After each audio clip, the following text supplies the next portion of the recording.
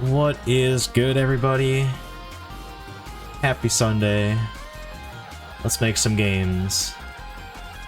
Man, this viewport thing does make it very awkward. So last time we added a, well, a couple shaders, but we most notably added a shader that gives us a PS1 look to our models and scenes, two individual ones here. The interesting thing, I was reading this just a second ago. Oh wait, no, what? That's bizarre. Hold on a second. I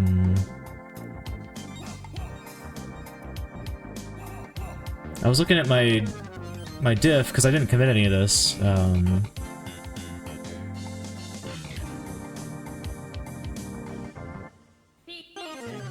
This is bizarre. Huh. Hold on, let me pull this over in a second. Oh, I just lost it. Wait, where are my shaders anyway? Where did I put you? Show yourself. Ugh.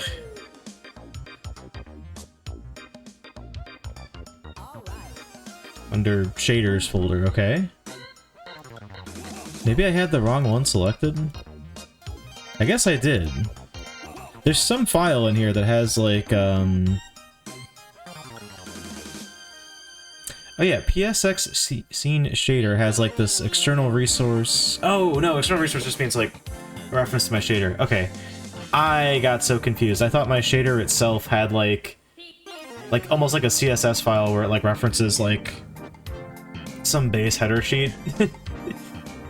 But that's not at all. All the code's in here. Yeah, so we grabbed these two offline. They're, you know, just some Creative Commons Zero shaders for getting that PS1 look.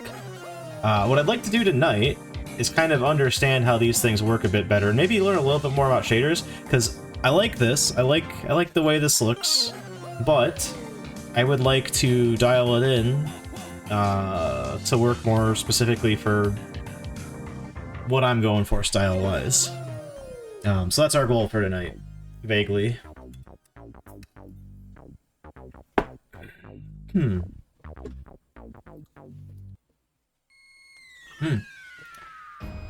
Ah!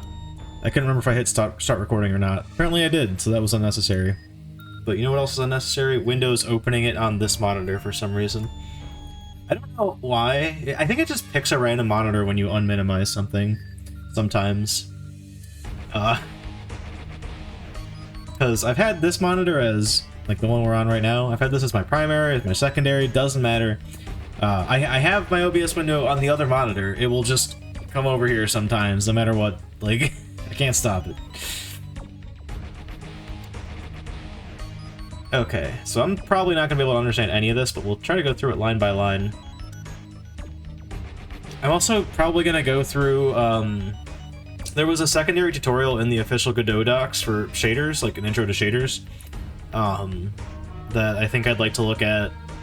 And then also there was like, so this sort of like shader that we got here and the other one on the player, those are both things that we grabbed just from some random YouTube video that was like ways to make your game look more like a PS1 or VHS style thing. But we were only halfway through that video when we stopped, so I'm gonna go through the rest of that, see if there's anything else that I'd like to pull in or play with. Yeah. You know, yeah, before we try to like translate this giant thing, let's go back and do the second tutorial here on the Godot docs.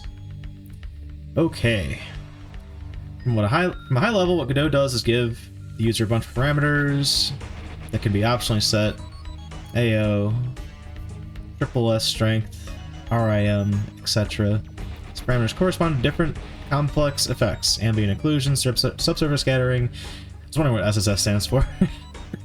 Rim lighting, etc. When not written to, the code is thrown out before it's compiled, and the shader does not incur the cost of the extra feature. This makes it easy for users to have, complex PBR correct shading without writing complex shaders. Of course, Godot also allows you to ignore all these parameters and write a fully customized shader.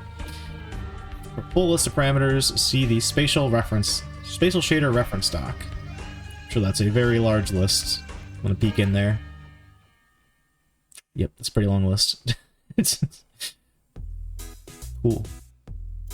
Difference between the vertex function and a fragment function is that the vertex function runs per vertex and sets properties per vertex, position, and normal, whereas the fragment shader runs per pixel, and most importantly, sets the albedo color of the mesh 3D instance.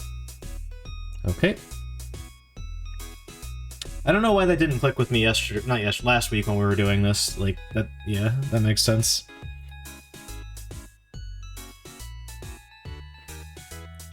Full disclaimer, I know, like, basically next to nothing about shaders. That's probably obvious from last week, but, you know, figuring out as we go. Okay, your first spatial fragment function. As mentioned in the previous part of the tutorial, the standard use of the fragment function is, or in Godot, is to set up different material properties and let Godot handle the rest. In order to provide even more flexibility, Godot also provides things. I'm going to turn this on a little bit more. It's a little loud on my end. This pizza song, meme pizza song is in my head. Godot also provides things called render modes. Render modes can be set at the top of the shader, directly below the shader type. And they will specify what functionality you want the built-in aspects of the shader to have. For example, if you do not want to have light effects on an object, set the render mode to unshaded. Okay. Oh, you can do multiple. I'm just noticing, like, on the screen here. It says blend mix, cull disabled, depth, pre-pass, alpha, shadows, whatnot. You can also stack multiple. Oh, it's literally the next sentence in this tutorial. Stack multiple render modes together. For example, if you want to use toon shading instead of a more realistic PBR shading, set the diffuse mode and specular mode to toon. Okay. I'm gonna make a shader right now so we can start playing around with this. Shader.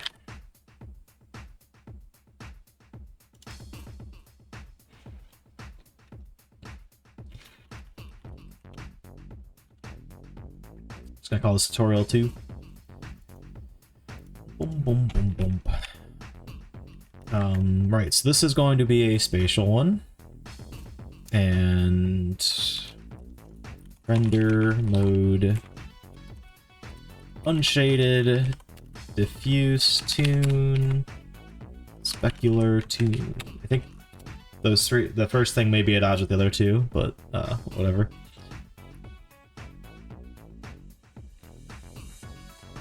This model of built-in functionality allows you to write complex shaders by changing only a few parameters.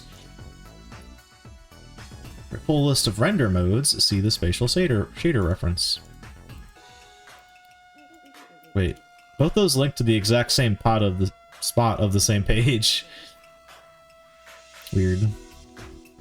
Ooh, fog disabled. Cool stuff, okay.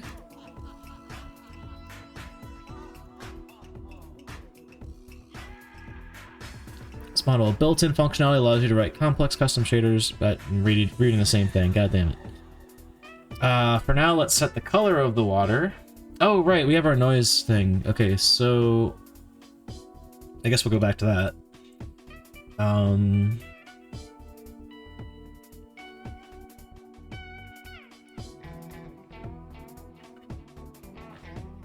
Hold on a second.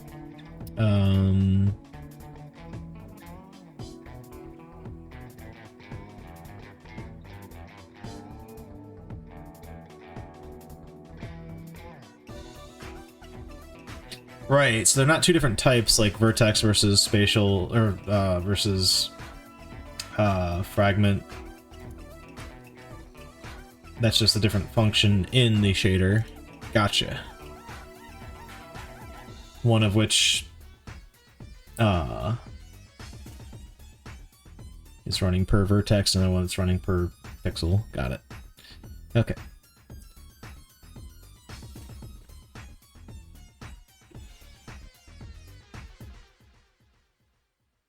Do I have a scene for this? I think I made a scene for this, right?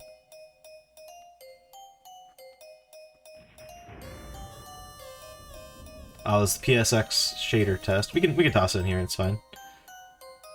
Oh, did I save that object?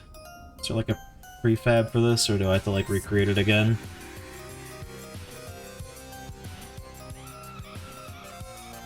I don't see it. Oh, maybe it's on my scene though. Because I had it in like the first scene. Ugh.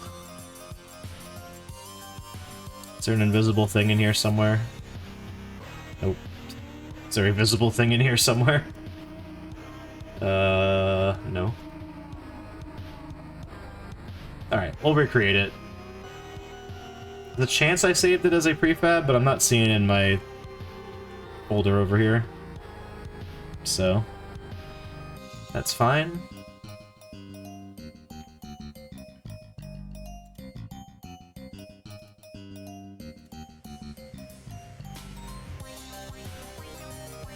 Mesh, Mesh Instance 3D. And then we want a plane mesh. And we're gonna bump the size of this one up to, I don't know, 5. Oh, wrong way.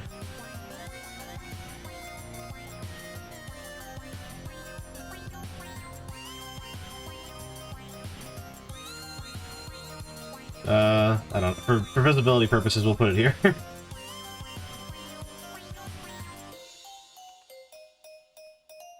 And then we want to do this. In the mesh. Oh, you know what? I guess what we actually want is not to scale it over here, but rather in its size. Or I guess speed 10 starts at 2 meters. Whatever. Not resource. What am I looking for here? Oh yeah, and then we want to set this up to something. I forget what. I think this is like at 25 or something. Surface material override. Nope, that's not what I'm looking for. Material. That's what I was looking for. I want a shader material. And then we're going to use our noise. It's doing that thing again where it won't, like, what I'm doing is valid, that's what goes there, but doesn't want to let me have it. Okay, and shader parameters, we want to create a noise. I think it was noise texture 2D.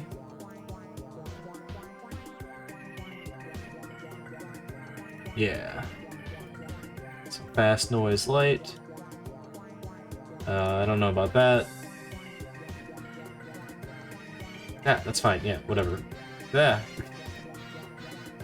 And then this noise we want, but we also need to do as normal map.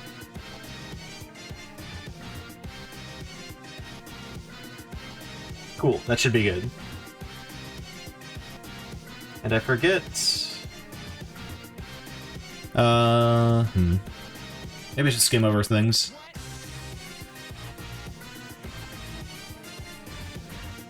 I skim over the first tutorial on this. Okay, this was set to 32. I mean, just gonna give it more finite vertex transformation there for smoother curves, but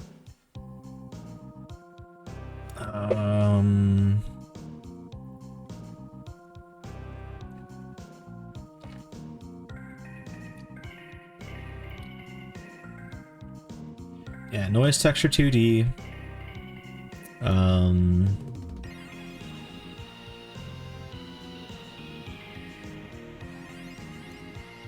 What? No, I want the other one. Damn it. Okay.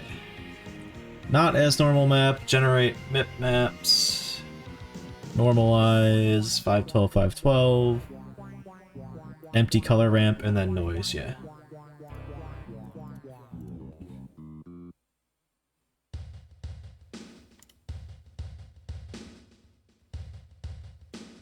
Alright, I guess that's what we had. I really can't remember, honestly. um...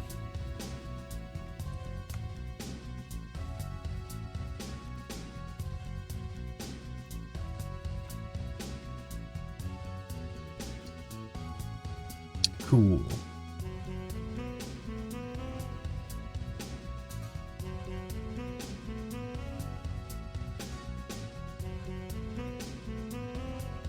Alright, so we have that in there.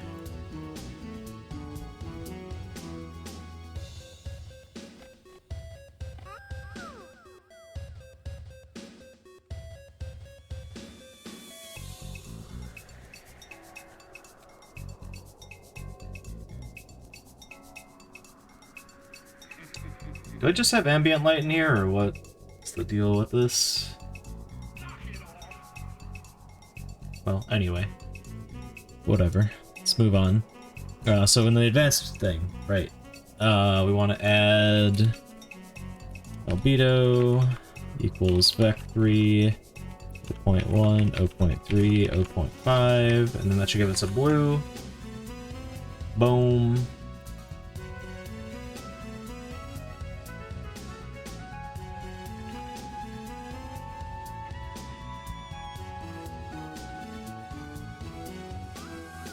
Set to a very dark shade of blue because the blueness of the water will come from reflections of the sky. The PBR model Godot uses relies on two main parameters, metallic and roughness. Roughness specifies how smooth, rough the surface material is. Low roughness will make a material appear like plastic, while high roughness will make material appear more solid in color. Metallic specifies how metal the object is. It is better set close to 0 or 1. Think of metallic as changing the balance between reflection and the albedo color. High metallic almost ignores albedo altogether and looks like a mirror of the sky, while low metallic has a more equal representation of the sky color and albedo color. Roughness increases from 0 to 1, from the left to right. Oh, this is an example image.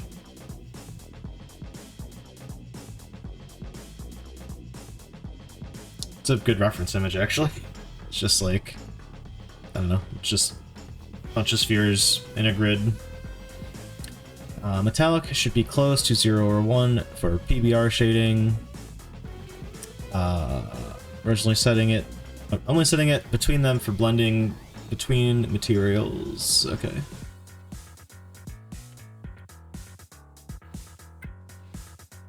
Water is not a metal, so we'll set metallic to 0.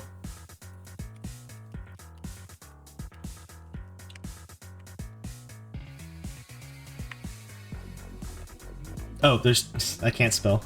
I'm like, what did I do wrong? Okay, but what was it before this? Okay. Not noticeable. Roughness equals 0.1. Now that I noticed the difference of.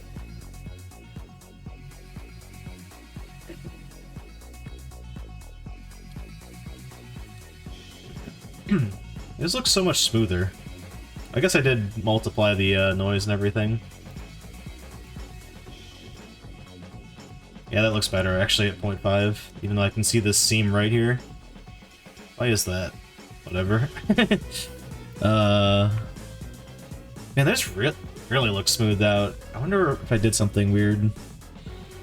I have a smooth plastic looking surface. It's time to think about some particular properties of water now that we want to emulate. There are two main ones that will take this from a weird plastic surface to a nice stylized water. First are specular reflections. Specular reflections are those bright spots from where the sun reflects directly into your eye. The second is Fresnel reflectance. Fresnel reflectance is the property of objects to become more reflective at shallow angles. It is the reason why you could see into the water below you, but farther away it reflects in the sky. In order to increase the specular reflections, we will do two things. First, we will change the render mode to Toon, because Toon render mode has larger specular highlights. Okie doke. Okay, I don't even mess with render mode in here. Render mode. Specular Toon.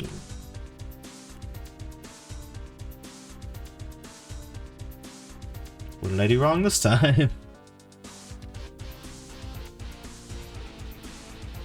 Oh, shader type's supposed to be the first line. Alright. Whoa. It's crazy. My doctor prescribed albedo. Nice. I don't know why my waters are so choppy. Like, is there some setting I can do in the noise that makes it not as crazy?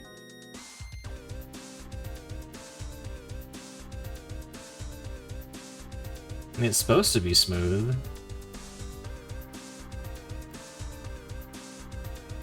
Whoa, whoa, whoa, whoa, whoa, whoa, whoa, whoa, whoa, whoa, whoa.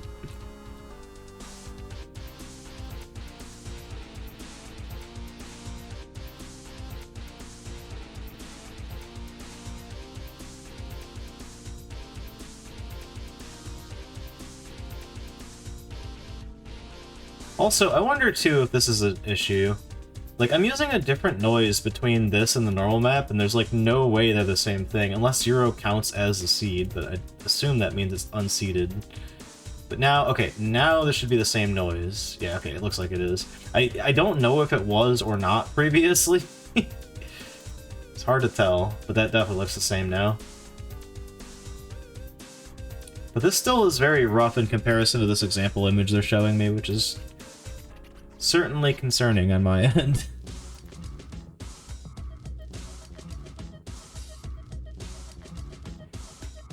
Chat, I have a very non-game dev related thing to discuss. So, all of the N64 exclusive content for StarCraft is 2-player. But a couple of things on that. One, some cool people in the StarCraft community have ported the N64 content out to the StarCraft remastered version, which I have a copy of, and just have them out there as maps you can download, which I've already downloaded. Two, they also made all of the 2-player maps. They made one-player versions of the 2-player maps. And 3, I just confirmed this right before stream, but you can actually play those maps on the old StarCraft, because I have the old version installed on my PC as well as the remaster, and I tried loading it and it works. The only thing is, they also added like AI voice acting for like reading the lines, since they don't have VOs for those because the N64 version doesn't have voiceover. And that does not work in the old version, but it does work in the remaster. It's very weird. I don't know how they did that. But even more exciting than any of that, so I'm going on a stream break after tomorrow's stream, but I might still stream a couple times while my company is here staying with me, and one of them actually knows how to play StarCraft. Granted, not on the N64, but I'm sure I could teach him pretty quickly. So I might actually end up doing the content on the N64 with 2 players like it's intended to. If you ask me, I'm kind of excited about that. I'll see if I can convince him to play. I guess closer up it does kind of look more like what they're showing.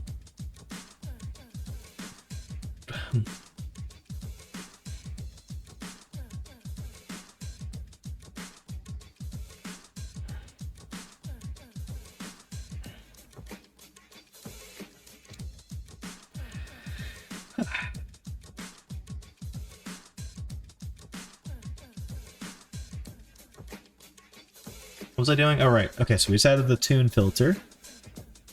Second, we will add rim lighting. Rim lighting increases the effect of light at glancing angles. Usually it's used to emulate the way that light passes through fabric on the edges of an object, but we will use it to achieve a nicer watery effect. Okay. So in our fragment function, add this. Rem equals 0.2. Oh, that's all.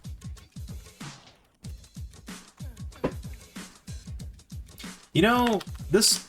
I shouldn't do this. Yeah, definitely shouldn't do that. It's weird though, their example, it doesn't have the normal map piece in here anymore, which it should. As Miyamoto intended, probably.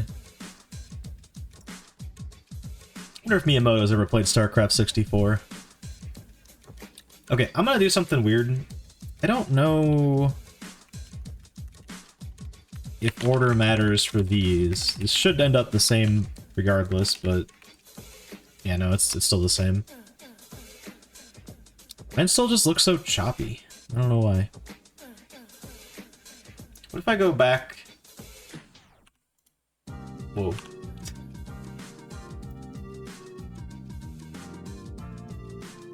Now it just looks weird.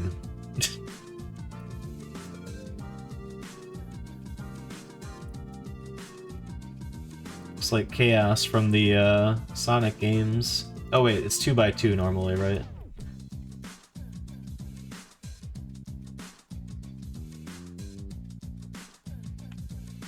Maybe I need to, like, bump the height scale down. Ah. That does help. Alright, we'll leave it at that. I still don't know why mine looks like this and theirs doesn't. It's freaking me out. What if I go, like, really low, though? Okay, that's starting to look pretty cool. Maybe I just had it too wavy, yeah. A little more height would be appreciated, though. Sweet. Okay, I've totally lost the thread here. In order to add Fresnel reflectance, we need to compute a Fresnel term in our fragment shader. Here, we aren't going to use a real Fresnel term for performance reasons. Instead, we'll approximate it using the dot product of the normal and view vectors. Okay. Fair enough. Normal and view vectors. The normal vector points away from the mesh's surface. Yep, I know how it works, thanks. While the view vector is the direction between your eye and the point on the surface. Alright. The dot product between them is a... The dot product between them is a handy way to tell where you're looking at the surface head-on or at a glancing angle. Okay.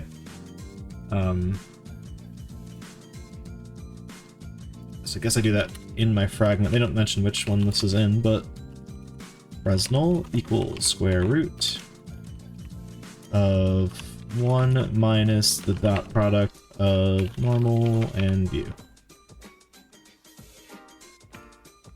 Cool, okay. Mix it into both roughness and albedo. This is the benefit of shader materials over standard material 3Ds. With standard material 3D, we can set these properties with a texture or a flat number, but with shaders, we can set them based on a mathematical function, any mathematical function we can dream up of. Alright, I understand the idea of shaders, thank you. Okay, so we get the Fresnel, and then, so I want to do that first, actually.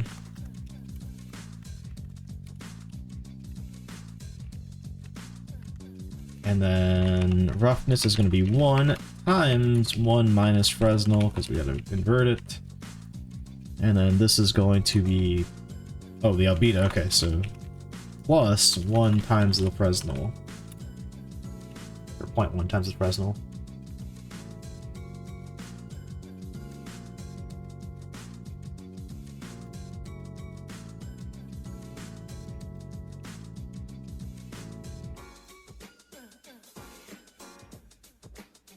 Hey, that's pretty cool.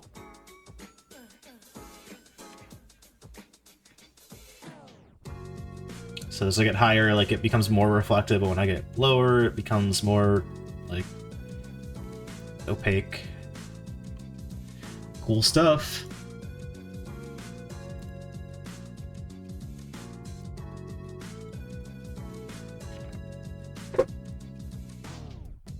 And now with only 5 lines of code, you have complex-looking water.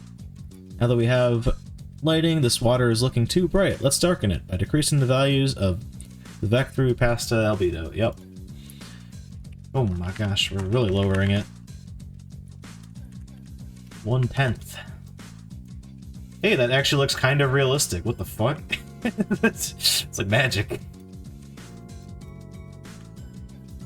Watch me not end up putting water in my game after doing all of this. I'm gonna rename this also, because this is called Noise. I'm also getting rid of that one. Rename it to water. Animating with time. Sorry, all the variables are like in all caps, so it's just the sentence is animating with time.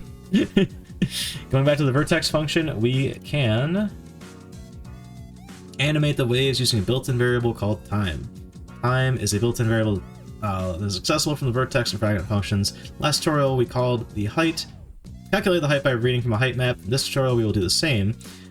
Put the height map code in a function called height.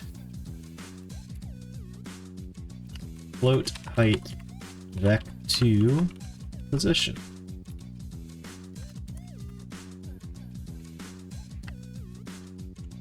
Oh, right, because it needs to return it. I was like, why did it blow up? What the hell?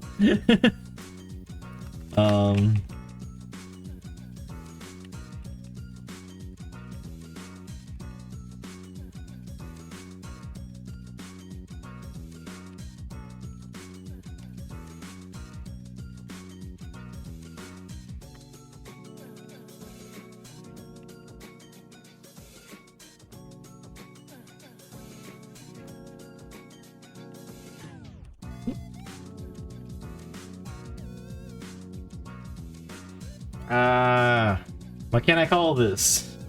Does it need to be before it, maybe? Or is height like a reserved word?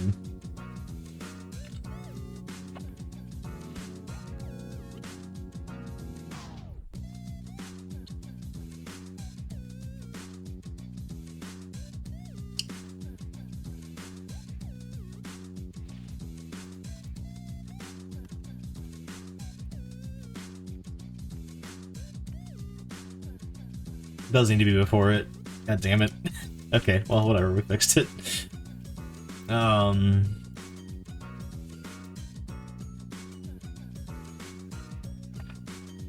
we want to add another parameter to it called time.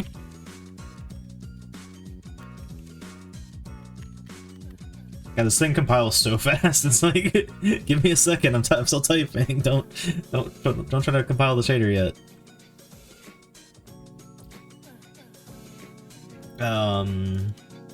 Why did it get rid of height scale in its example? It's fucking weird. Okay, that's fine. Instead of using a normal map to calculate normals, we're going to compute them manually in the vertex function. To do so, use the following line of code.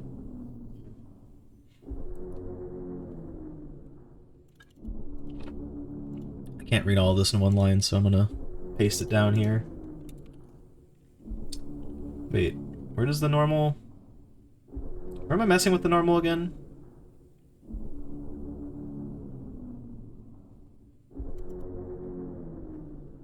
Oh, wait, this also is height. God.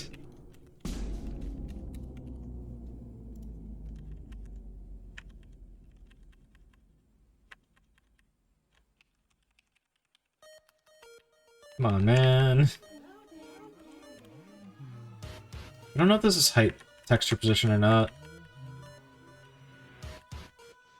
I think it is, though. Alright, in their example, what the hell is pause? Vertex XZ. But that's just vertex XZ. Not this divided by thing that we had to do. No, yeah, wait, what? Okay. Not float, vec2 pause is this.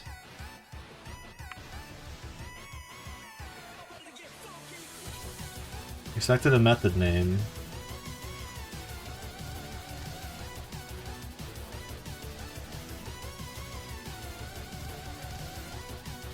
Where?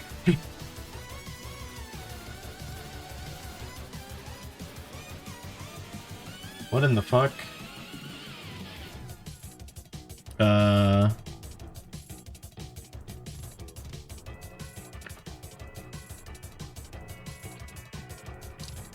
Okay, so we won't need this normal map up here. We're going to do this.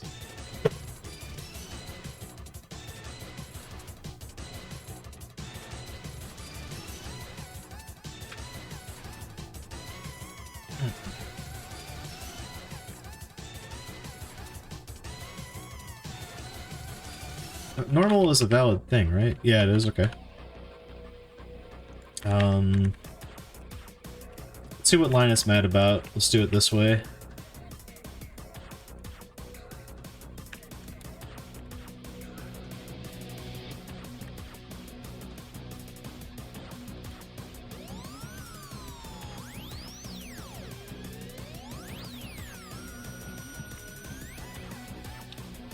So in here, is it mad at this?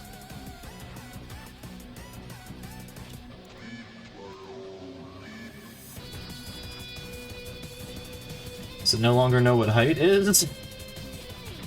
And it's still fine with this use of height up here. Do we need like more parentheses around these guys or something?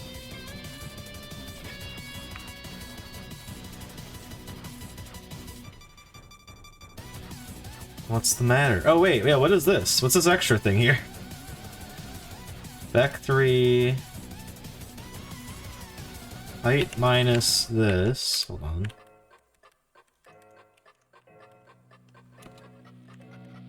Oh, K! It doesn't know what K is, because it's... height.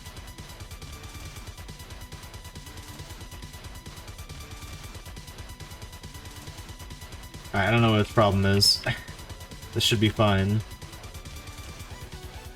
Cause yeah, Vec3, this is the X, this is the Y, this is the Z. Oh, maybe I need to like bring it all back together. Doesn't like the separate line thing, perhaps. Now are you happy? No. Now are you happy? Still no. The fuck? Expected a function name. What the fuck?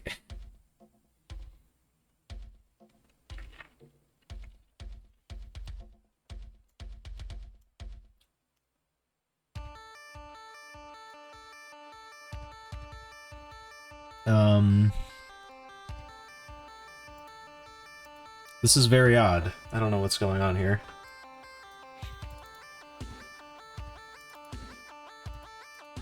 Maybe I didn't close it? Well, no, because their example is... I copied this directly out of their example. Okay, let's try to do it alongside this. It's a normal equals normalize. You just give it a vec3. Cool. So we'll make a vec3. Is that okay? Are you okay with that? Cool. That fucks everything up normal-wise, but that's okay. The middle one should be 0.1. That is fine.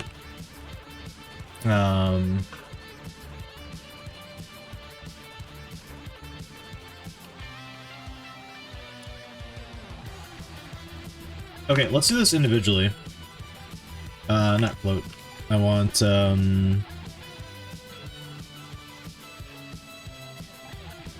I guess the results of this would be... No, it would be a float, yeah. Float. Normal x equals 1.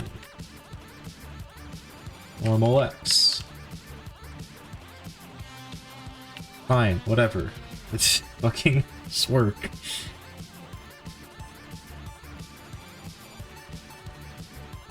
Shaders are certainly something, aren't they, chat? Okay, so now normal x is actually going to be... Yeah, I know. It's going to be a height minus the height method. Position. I see why they renamed height to K, because this is just confusing otherwise.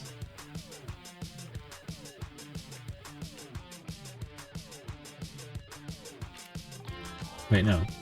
It's height minus the height method of whatever position is, plus a vec2 of 0.1, 0.0.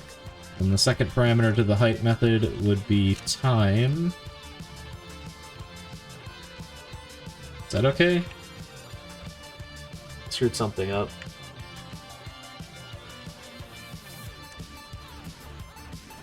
Is this okay?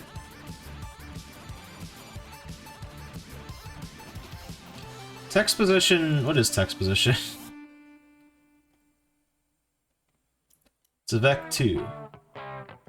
A varying vec2. Oh, height is a float. Wait, yeah, what the fuck?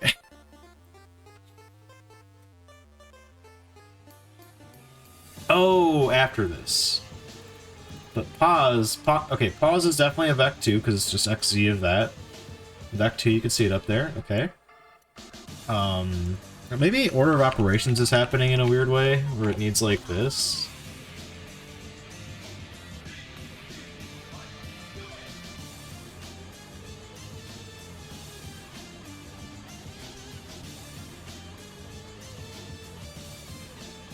This is very odd, but I see the issue now.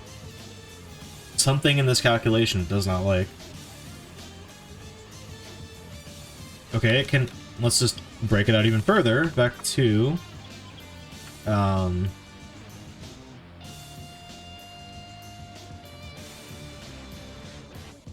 pause x. Pause plus vec2. 0.1, 0.0. Is that okay? Okay. Now can I call this with that? Or no? Oops. God.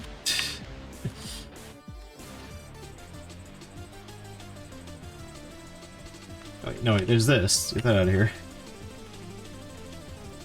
Alright, my brackets are all fucked up now. Okay, hold on. Get rid of more of these.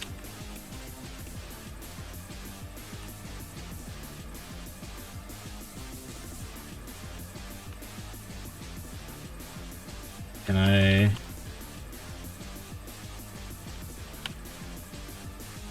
Is that okay? Is this okay? No, it doesn't like this. What's wrong with this? Why is this okay up here and not over there? What the hell? Set the function name.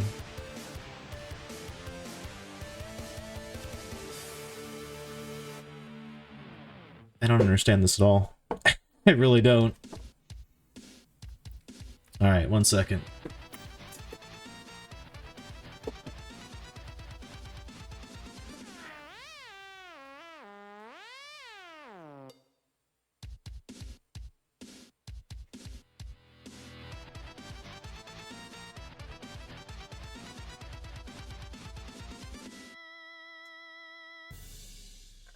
Second has passed.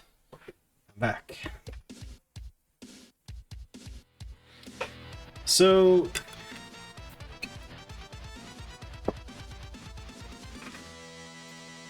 maybe it's because this is called height and not K. That might literally just be it. Yep. It's because of the, oh, hold on, 1 second. Let me get out of this, There we go. Left at the worst possible part of the soundtrack. Where it just plays all of those things back to back.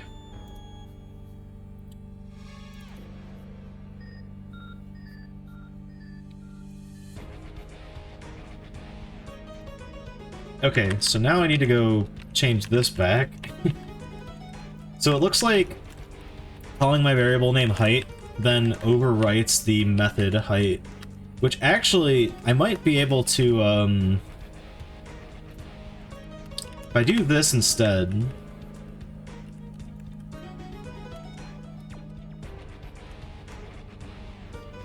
that is a nightmare. What the hell?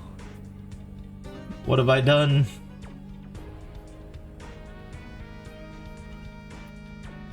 Oh, you know what? It's because I still have this one up here, I think. Made it kind of better. Is this not something I do? Nope, we want that.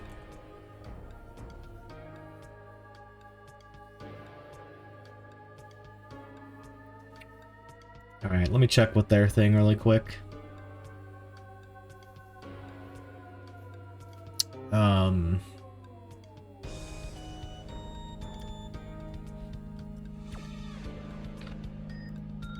Is this something where I need to do like this?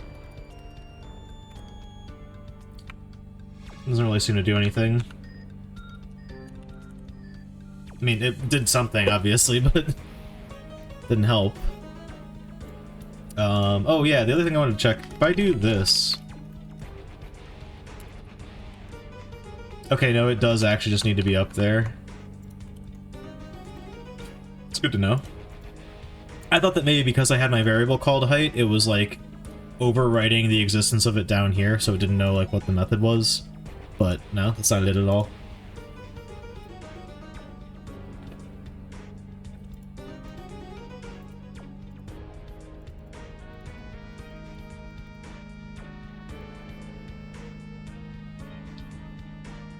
Okay, let me recopy this and make sure that it's good. Sweet. This doesn't have the height scale anymore, but oh my god. Like, I feel like it needs it. Although, it might be making things slightly wrong now that we have... Like, maybe I need to multiply the height scale here. This might fix everything.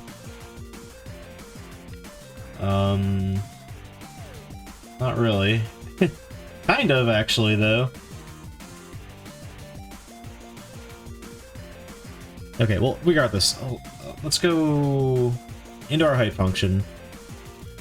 Vec to offset equals 0.01 times cosine position plus time. And then we do texture, noise, position divided by 10. I don't know what the hell that is. Minus offset. Wait.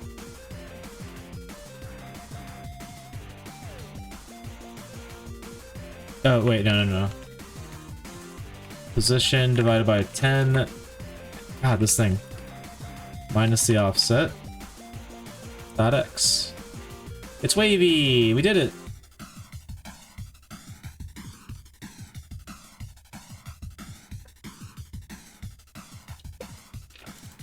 We did it, but something horrible's happening. Alright, that looks better.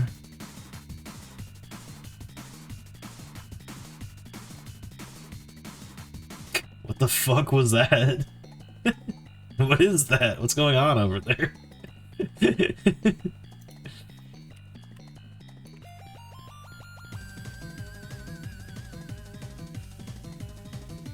Damn it, let me finish typing before you do that.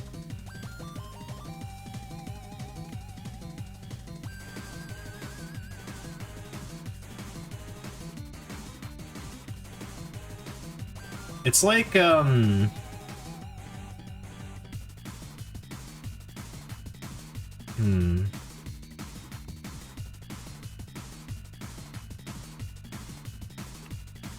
It's like something.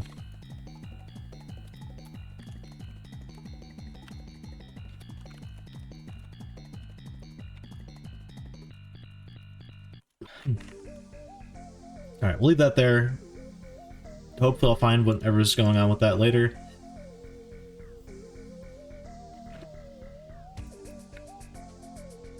Till then, this looks right.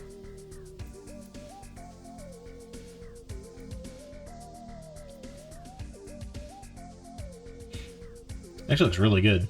Alright, sweet. Okay, let me read the surrounding text around this part of the tutorial. Instead of using normal map to calculate normals, we're going to compute them manually using the vertex function. To do so, use the following line of code. And then there's that. The thing we just put in. We need to compute normal manually because the next section will be using math to create complex-looking waves. Now we're going to make the height function a little bit more complicated by offsetting position by the cosine of time. This results in waves that move slowly, but not in a very natural way. Okay. Next section will dig deeper into using shaders to create more complex effects, in this case realistic waves, by adding a few mathematical functions. Okay, advanced effects, waves. We'll make shaders so powerful as that you can achieve complex effects. By the way, We may not use this on water in this game, but I feel like I can do some fancy, fucking weird, like, human mutation stuff with the monsters with this exact code. Just need to change the color a little bit.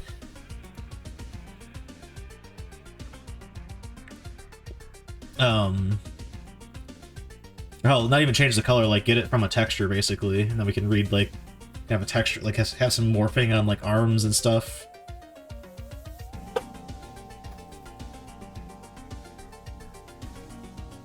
I got some plans, chat. All right, advanced effects, waves. I don't know if you guys are digging this or not. I'm basically just like reading a tutorial out loud and doing it in front of you guys. It's a weird way to stream game development, but like I need this stuff and I don't understand this stuff, so like I don't really have another option. I mean, I guess I could do this off stream, that is true, but I haven't really done much for this game off stream. I think the biggest thing I did off stream for this game is making this not this menu. The menu for changing the controller bindings. Pardon me.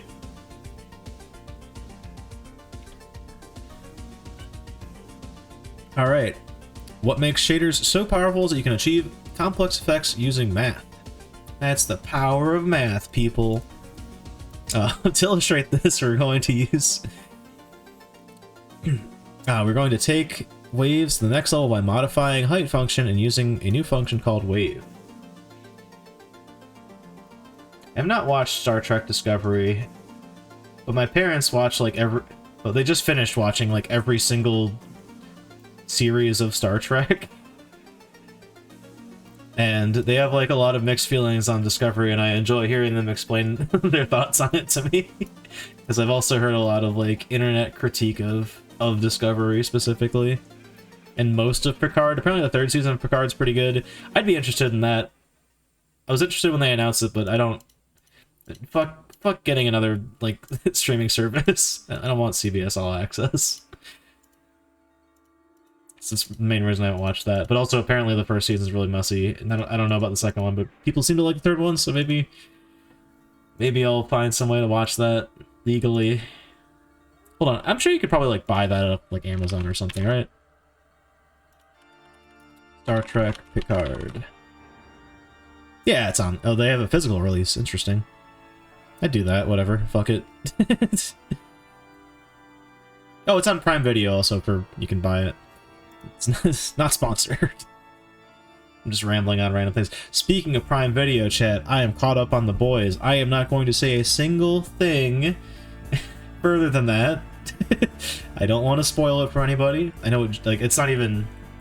Episode 4 is the latest one that's out, but I got caught up. It's very good. I like it. Sorry, I guess I said something now.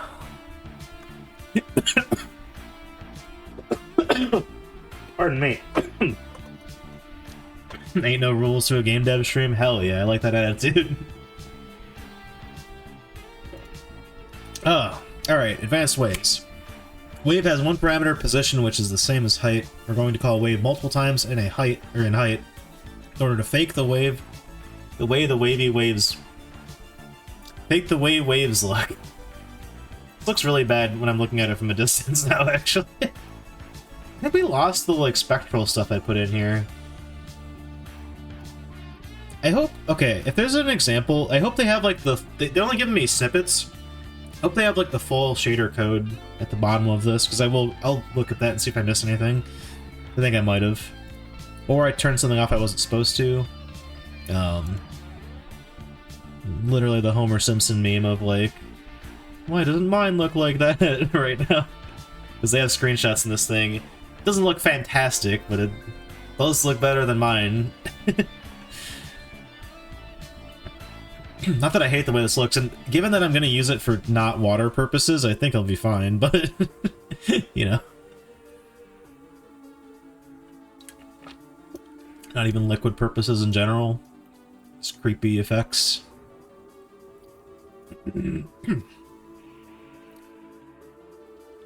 Okay, so we want to make, and I learned my lesson last time. I think height is going to call this, so we'll have a new method called wave, which we just give Vector 2, position.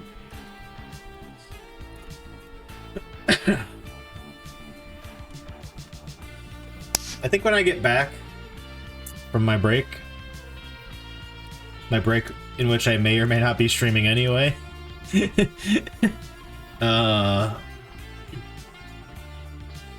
think I'm going to focus on building out content for this game, because my main plan is I would like to get a demo out for this game pretty soon, or at the very least go through the trouble of getting my itch.io page fully set up. There's a page, it's privated right now because there's like no assets on it, and I don't want to be like, okay, well here's nothing. Here's a description in text of what this game is going to be. It's not really like much video or screenshots I can share right now. I mean, I could, but none of this is what the game's actually going to look like, so who cares?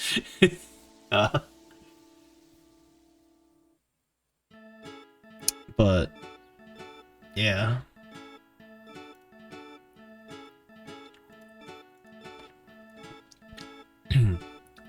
How does this work? Okay, so I'm gonna take position plus equals texture noise position. This is the same. Wait, no, it's not the same. Position divided by 10 again. I don't know what's up with this magic number 10. Multiplied by 2 minus 1. These are all numbers, I guess. Sure, why not? Then we make Vector 2 West Virginia. I don't know what the hell. Oh no, yeah. Wait, no, wait. U and V are the things you use in texture lingo usually. What the hell is W? Wait. No, yeah, W is also a texture thing. Okay, never mind. Never mind. I'm the dumb one. Return. So there's the absolute sign of position, and then we do math.pow. So to the fourth power we're doing. Not 1 to the fourth power. God damn it. another power. wv.x times wv.y. Wait. Yeah, to the 0.65 power. Funky. Chat, does that look literally any different than it did previously? I feel like it doesn't.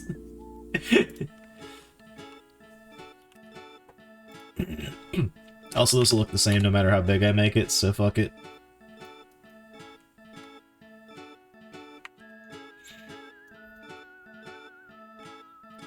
Like I'm playing Wetrix right now. Wetrix HD.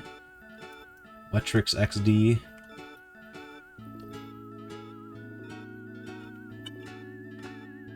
At first, this looks complicated, so let's go through it line by line. Hell yeah. Good job, whoever wrote this page. Okay, so the first line, the position plus equals texture. Offset the position by the noise texture. Yep. So we'll make the waves curve, so they won't be straight lines, completely aligned with the grid. Okay. I was hoping they'd explain why, like, there's this arbitrary, like, -1 times 2 divided by 10. But I guess I don't get that.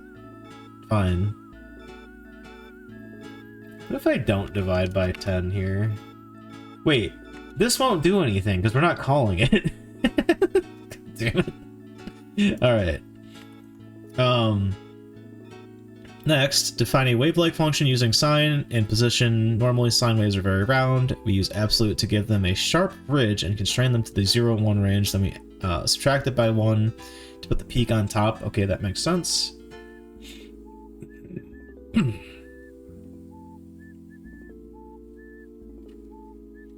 Subtract it from 1, whatever.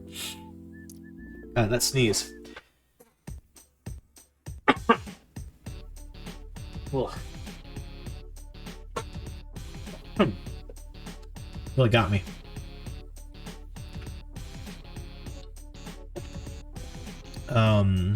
Then lastly, multiply the x directional wave by the y directional wave. Raise it to a power to sharpen the peaks. Okay, that's why we're doing the powers there. Then subtract it from 1. The ridges become peaks, and raise that to a power to sharpen the ridges. Okay. Now we can replace the contents of our height function. Wait, our height function with wave. Okay. So in reality, we just need to do... Oh, you can't do...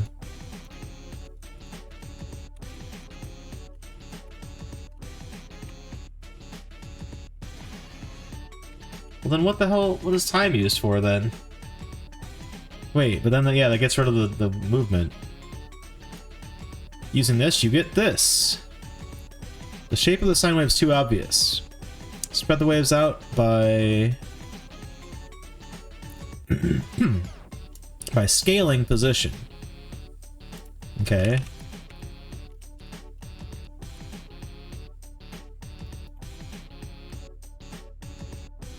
Suppose that works, okay.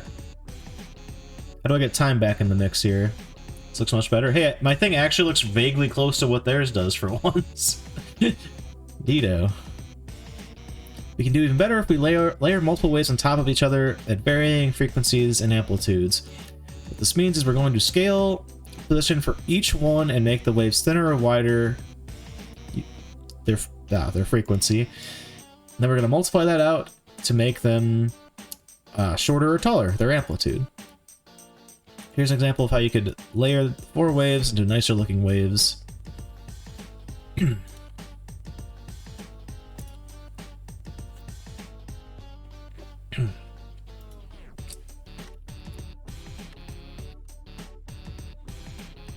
Float D equals wave position plus time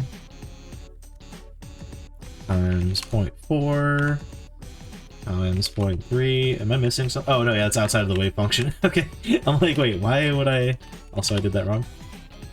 Okay. You know, I'm gonna copy the whole thing because I'm gonna do it wrong if I do it this way.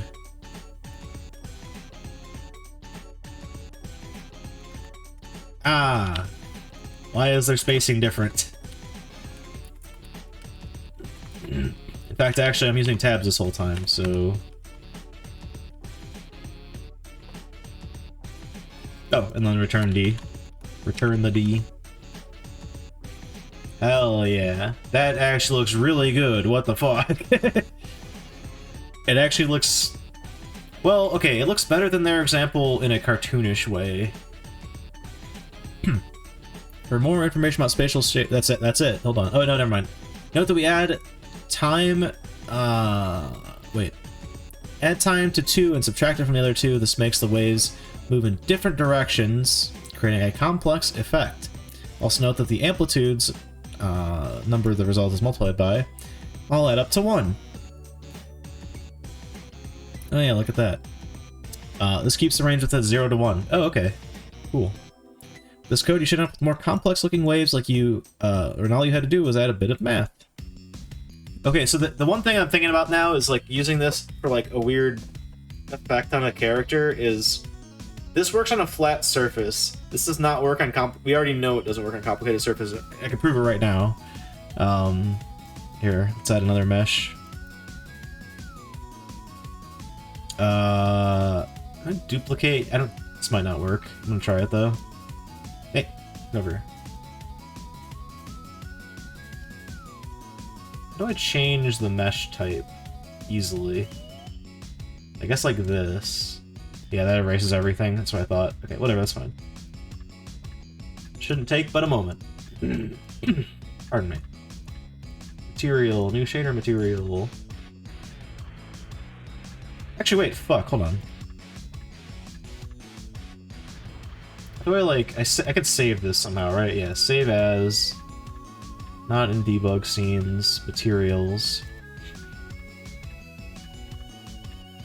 Wave, shader, matte.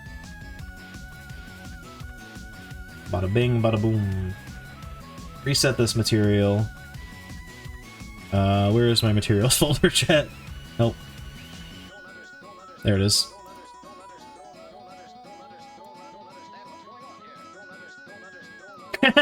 Okay, that's not really what I expected. That's working somewhat better than I could have hoped for. I thought it was gonna get like just completely fucked up. But there are assumptions in the math that it is just like you're working with like a flat surface.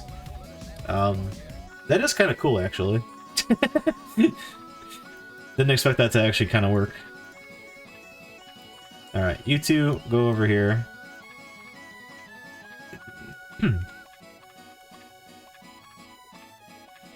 I am sad to tell you guys that there is not actually any code attached. Well, I mean, other than the code that's written in the page itself. There's no, like, example project I can download out of this, or even a file or anything like that. So, rip, I guess. Mine is different, but it looks good. In fact, I think it looks better than their example with a cartoony kind of filter to it. Right, now if I look at it from here, right?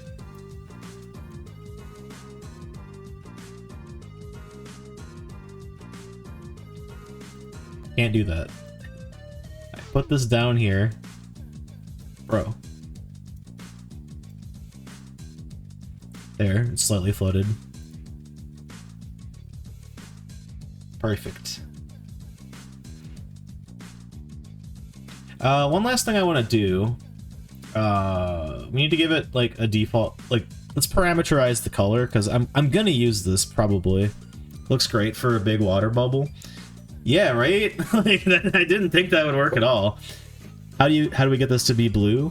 Oh, like more blue than it is? Yeah, actually, that's kind of what I was gonna do. Let's do that.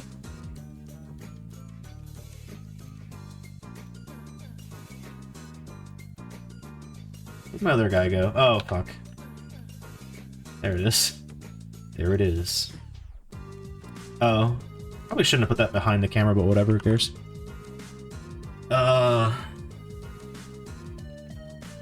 Right, so the thing that's controlling the color, like the base color, is this right here. And this is hard-coded, so that's not good.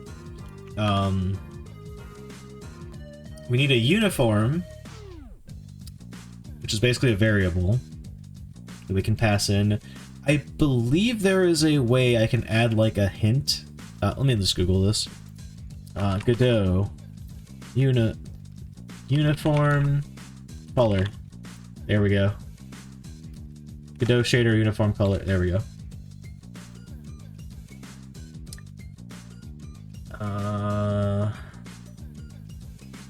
See a lot of bug reports. That's not promising.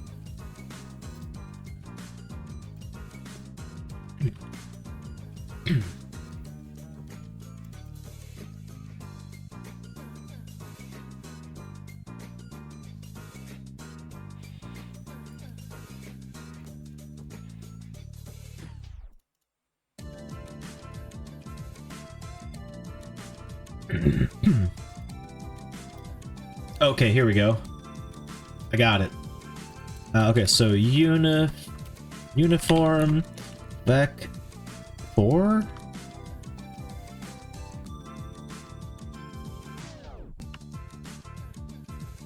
You know what? Fine, we'll make it a vec 4. Fuck it. Wait, actually, shit. But the albedo is just 3, though.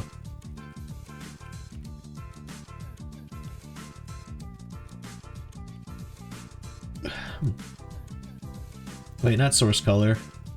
I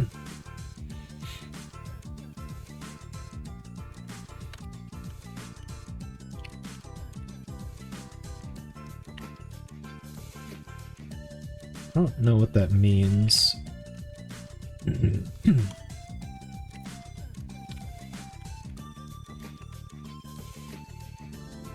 It's not a valid thing. I also want to give it a default value. Okay, let me check though. So, where's shader parameters?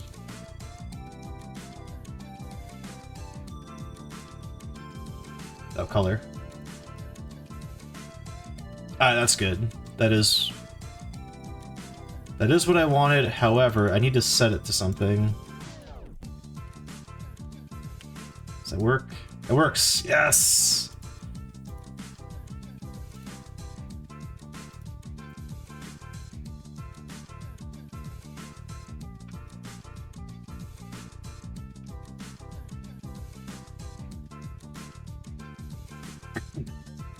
Alright, I didn't actually set it to anything.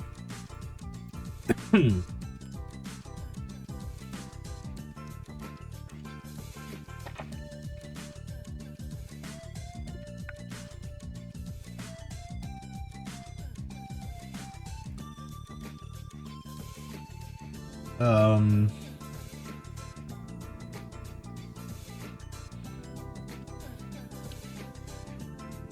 Right, so instead of this, we need to set it to color plus that.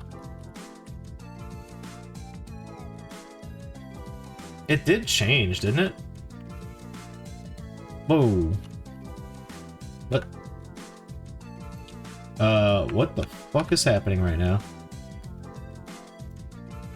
Uh-oh. There we go. Yeah, it's like lighter.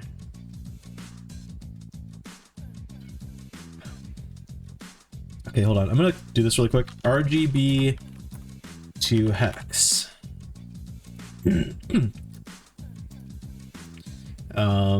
Oh fuck, I need to do another conversion. Shit. Okay, hold on. Big calculate. That's so fucking big. Oh my god. I made it big as a joke and then it got way too big. Okay, so we have, what is this? 0.01, and then we multiply that by 255. 2.5. Fuck.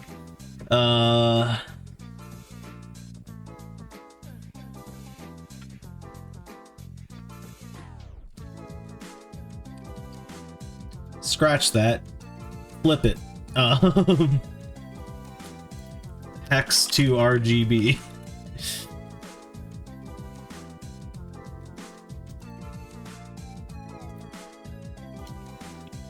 Here's our hex code. Can you please copy? What the fuck? There we go, thank you.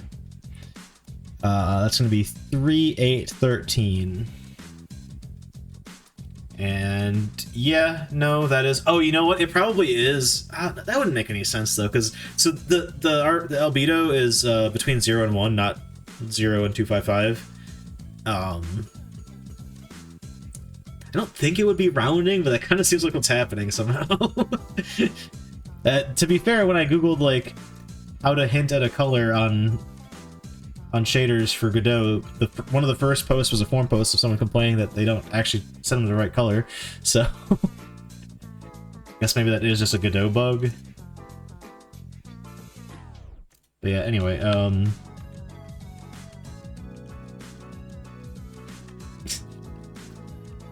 become waves.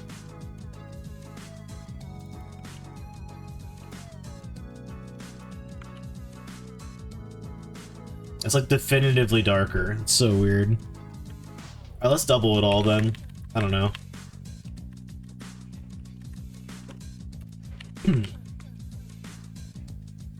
It's like more gray. It's actually, the problem isn't that it's too dark, it's just like gray.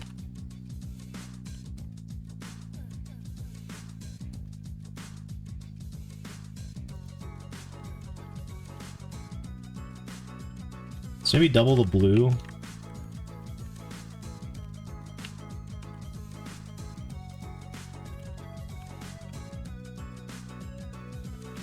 Do something ridiculous. It's not fixing it. It's weird. Let's enhance other colors. Hey, what's up? Alright, enjoy. What about red? I think it's just like not setting the color again. Oh, crap. Yeah. That would do it. This isn't updating. Okay, so... it still seems more vibrant. It's very weird.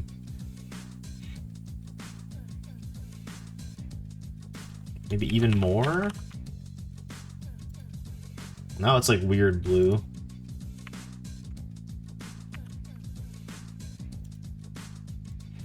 What if I just find like a good color to use instead of whatever the hell I'm doing?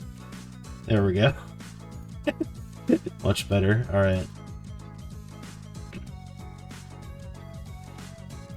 No, wait, that is what they're doing. It's 255. What the fuck? Why work in two different systems like that?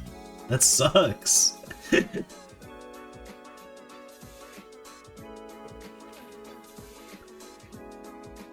Okay, well... Fine. We'll play that game. So it must just be a rounding error then. It's so dumb. 14 divided by 255 is 0.05. Okay. It's 0.05. And then we'll just say 30. I don't know. 30 divided by 255.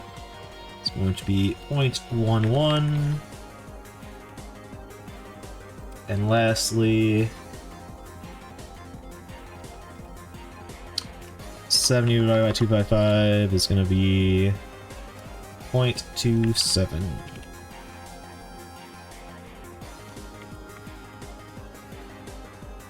Cool, but we can set this to whatever we want. God, it's so shiny.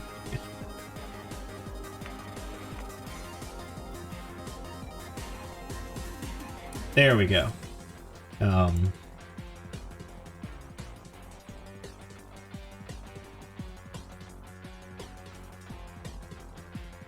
It's mildly infuriating that, like, I can't literally paste the same value in here and get the same result, but whatever, that's fine. Cool. Alright, we're done with the shader tutorials, chat. Now, let's do more shader shit, because why not?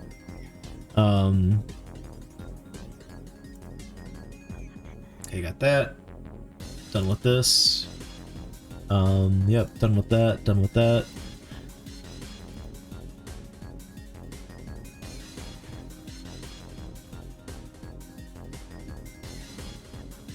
Okay, those are the other. That's the first tutorial. We're done with. We're good there. It's fine. Godot 3D spatial shaders getting started. What was this video? I thought I'd do a quick tutorial on how to do shaders. Oh, this video is before Godot 4 came out. So it's Godot 3 specific shader stuff. I'm skimming very quickly. It looks like, actually, it looks like it might be.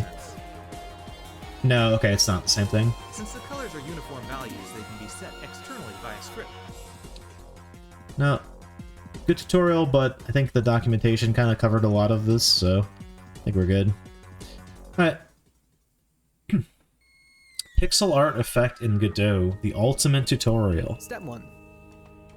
Step 1. Draw a circle. Step 2. This person has memes in their fucking tutorial video. I was gonna say, including a meme I don't recognize, but it's actually just their cat.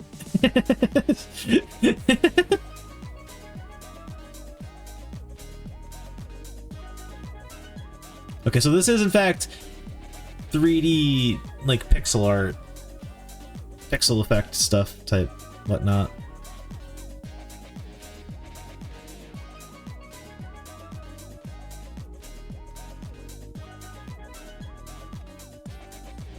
Alright, too many memes for me.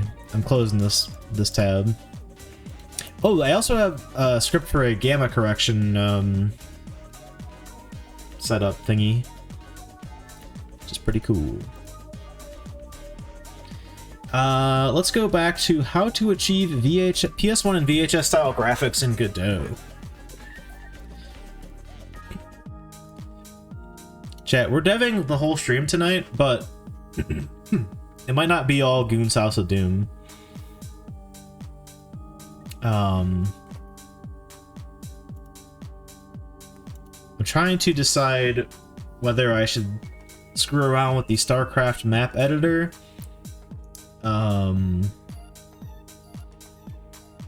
Ooh, pardon me. Or, alternatively, try to write an algorithm for the game Lights Out. For those that don't know what that is, I don't know what the original version of it is on, but like, it's a game where you like tap a button and then all the surrounding squares in the grid that you're in flip either on or off, like whatever the opposite of the current state is, and the idea is to get them all in an off state. This is a little puzzle game. There are physical versions of it, there are all sorts of stuff. But more importantly, that's a game that's on the Tiger Gamecom. And as you know, currently trying to beat every Tiger Gamecom game. We haven't beaten that one because, I don't know, I played 50 levels of it, and then got tired of playing it. But if I could write an algorithm that could solve any such puzzle, we could probably get through all of them on the emulator. The problem is, the emulator... I have two emulators for Tiger Gamecom. One of them emulates all the games, but very poorly. That's the one that's like green looking. So it runs too fast. There's a lot of problems with it overall, but the main issue with it is that it does not retain system memory in the way that, like, for example, my physical Tiger Gamecom does. And Lights Out has, I don't know, hundreds of puzzles, so I've solved like 50 of them on stream, but the rest of them, like, I had to start from scratch if I were to open that again in emulator.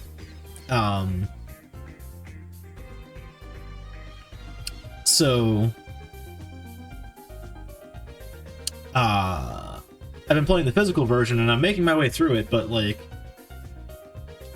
if I could just design a program that I could like definitively like know the answer to any puzzle, we could actually finish all whatever number of puzzles there are in it on stream, fully captured properly on camera.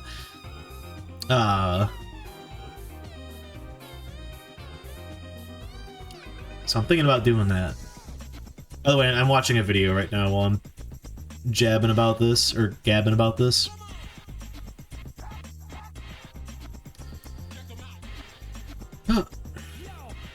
So far, I haven't gotten past the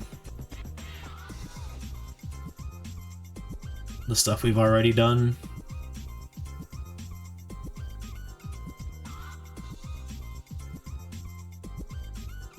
I just realized something. Hold on. Let me get my player prefab here.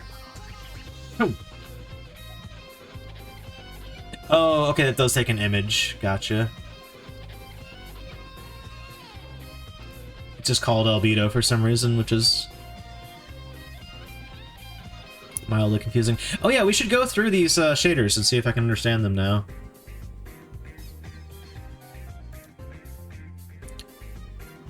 Lights Out is a puzzle in every game. Twist. I believe it. Wait, no, I tabbed back in the wrong thing. Ah.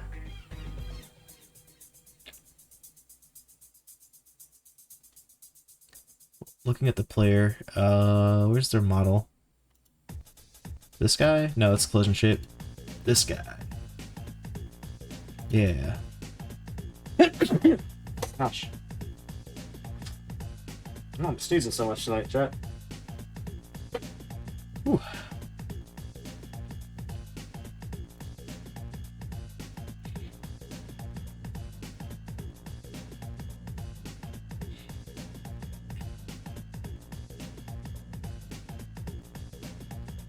I am briefly pausing this while I go look at where the hell I dropped my, Where did I put this? Goddamn. That's just bones. I don't care about that. For the sake of this, at least.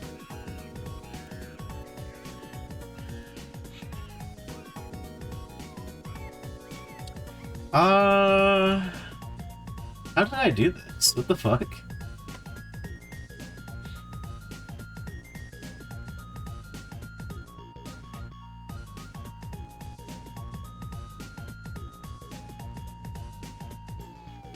I think there would be like a surface material override in here or something.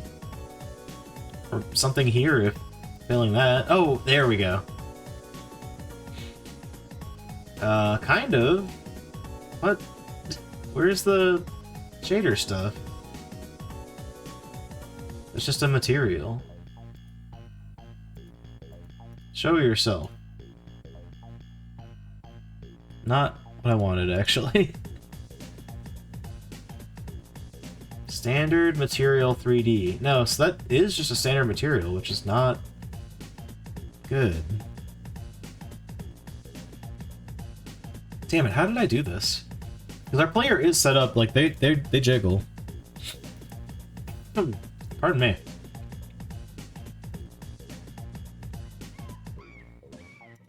Yeah, like look at that. They're all morphy. Chat, how did I do this? Literally a week ago. I forgot already. Is it on this layer? Nope. Can't be. Oh, wait, unless I overrode in here. Ah! That's confusing as fuck. Why did I do it that way?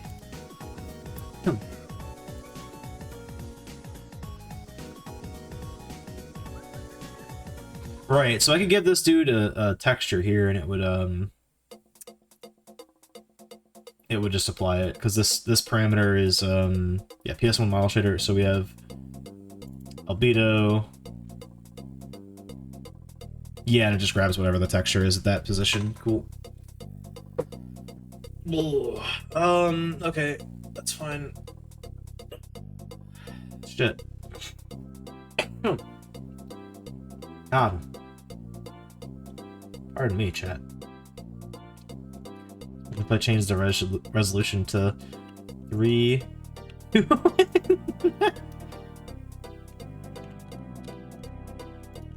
What about 32, 24?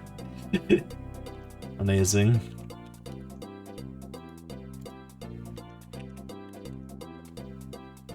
Alright.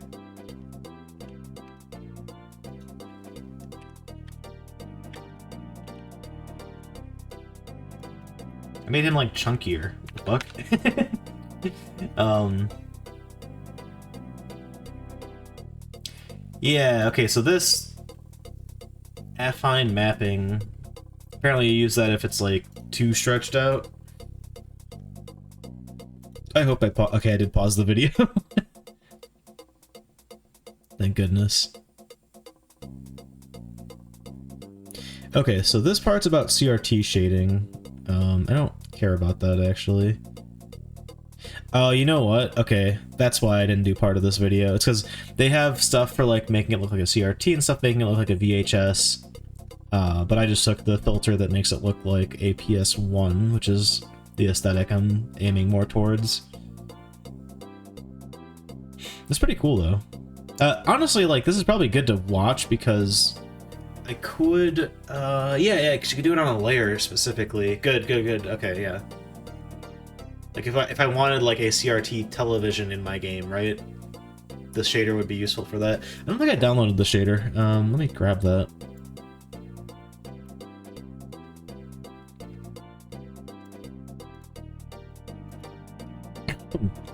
What the fuck? Oh, did I hit go back? Nope. Yeah, I clicked the back to YouTube button. YouTube has a thing now where it tries to save you from clicking on links randomly, which is a good idea. There's a lot of scammers on YouTube, especially in the comments. But this isn't like the video description. Come on. I mean, I guess there's probably videos that link to bad stuff too. Cool. Okay, so we got this now. Yeah. Okay, hold on. Let me set this up. Let's make a little TV in our game. I don't know that I'll actually use this, but I don't know. If I need an asset somewhere that's television, couldn't hurt to have it, I guess. We're gonna put this in a nonsensical spot. We're gonna put it like on this wall. Bum bum bum bum bum bum bum bum bum.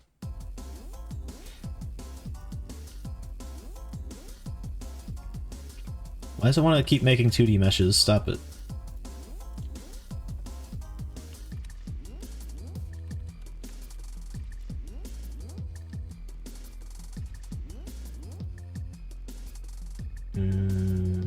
Looking for a box. Actually, hell, we want a plane. So we just want the screen of it to be...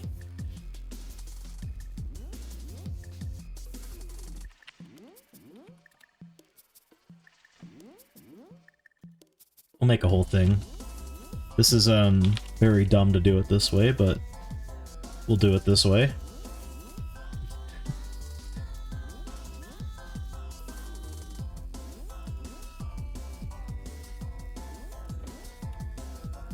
Wrong axis.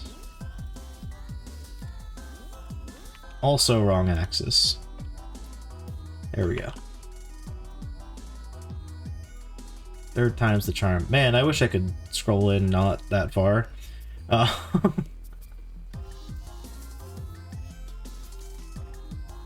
Hello?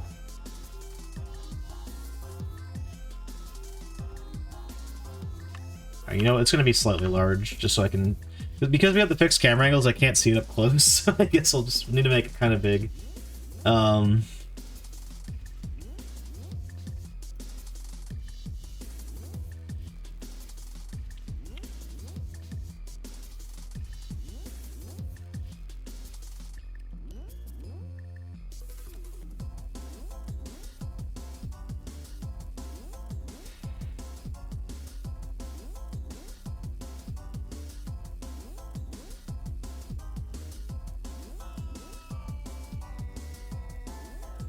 I need to fucking move this elsewhere so I can see it.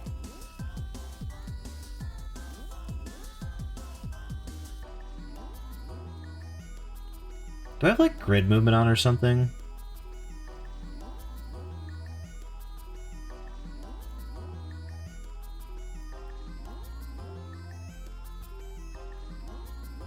Might have been part of what was going on. Anyway. Huh?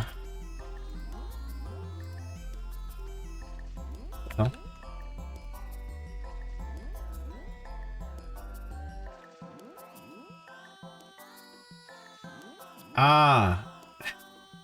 Fuck, man. Wait, why is that like way offset? It's not offset, I'm just... How do I not... No!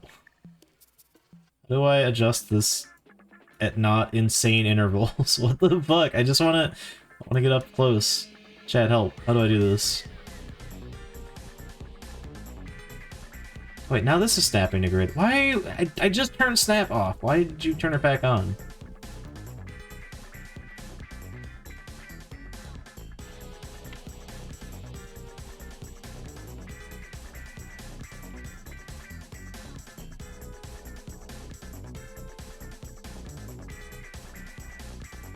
Alright, 1 second. Godot, focus on object.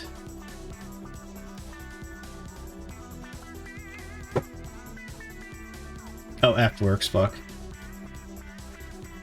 What's better, Godot or Ultimate Doom Builder? Well, Godot will launch on my PC, so... You have your answer.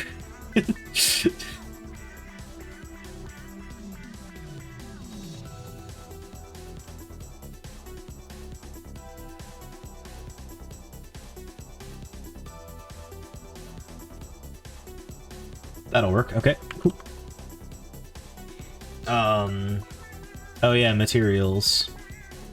I really don't understand why UDB stopped working for me. I do want to make a Doom mod, I just need to figure out how to get that fucking application working again. Standard material 3D.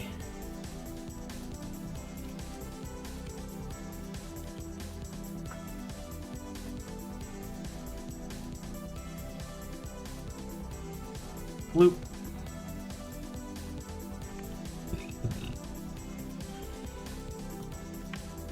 Amazing. The best television you've ever seen rendered in a video game. Okay. Now. I don't know why I'm wasting so much time doing this. I didn't even download the shader yet. Hold on. Shaders. Where's my shader folder at?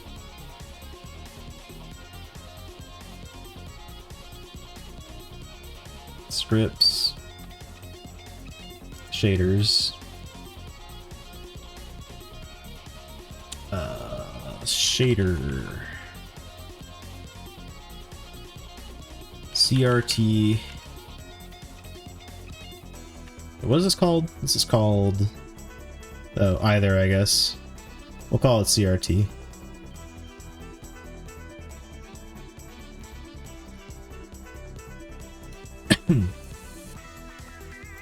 We'll call it CRT filter. Fuck it.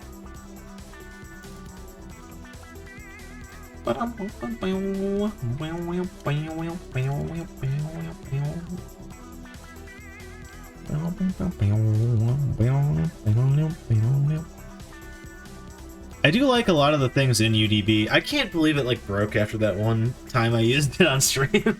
Like that's fucking nuts. Wait, screen texture's been removed. Is that like an error or like a fuck? In favor of using hint to continue. What the fuck? How do I read this full fucking error instead of just Q? Right, this somewhere. There we go. Using hint screen texture with a uniform. Oh, that's actually really cool. It tells you how to fix it. I like that a lot. Uniform, sampler 2D, screen texture, hint screen texture, filter map, near the top of your shader. Okay.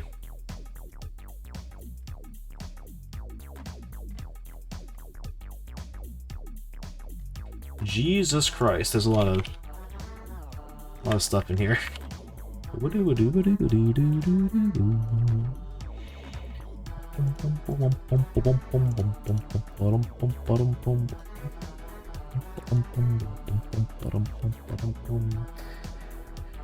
So, actually I fucked up. Well, no, this is using a canvas layer. How do I not do it that way? Like...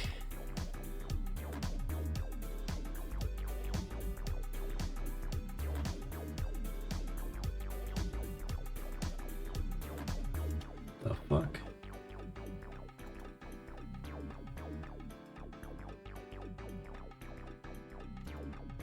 Yeah, I don't want this to be like a whole canvas under this. This is like,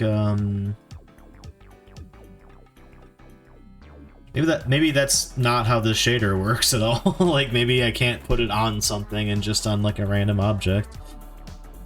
Finalizing the shader.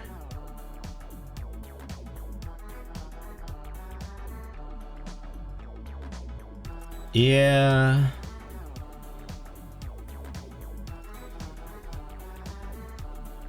No, I don't want that. Okay.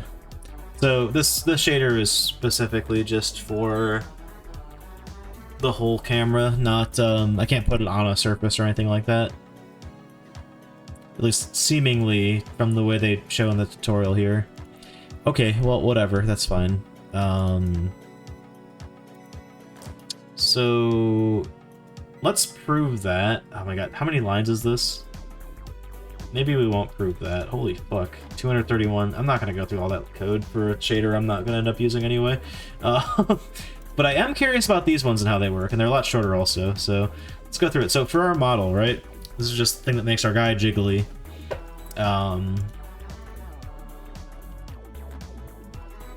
Just hide that. Fuck it. It's a spatial shader. Blend mix, cull disabled. Depth, pre-pass, alpha. Oh yeah, hold on, let me go see what these do, because I have the... no, I closed it! Why did I close it? Godot... your second shader. Where's that doc link? There it is, found it. Alright. Alright, what does this do? I can gather what cull disabled means, but, blend... mix. Mix blend mode, alpha is transparency by default, okay. Depth pre-pass, alpha. Do opaque depth pre-pass for transparent geometry. I do not understand that. Shadows disabled, that makes sense to me.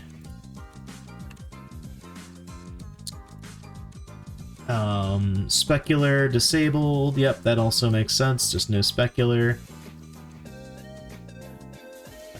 Vertex lighting, what does that mean? Vertex-based lighting, so I guess just the points on the model instead of surfaces, the faces rather, for shading, I guess.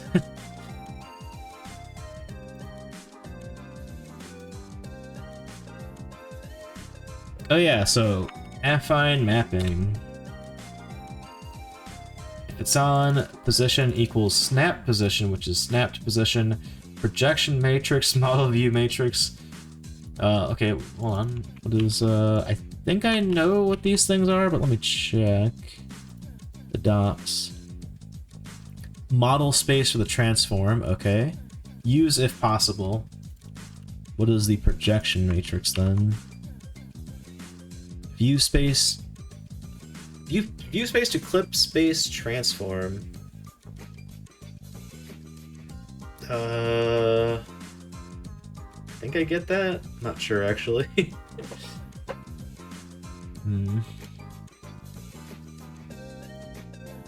So yeah, if we have this, we snap position to that. Okay, so that is just like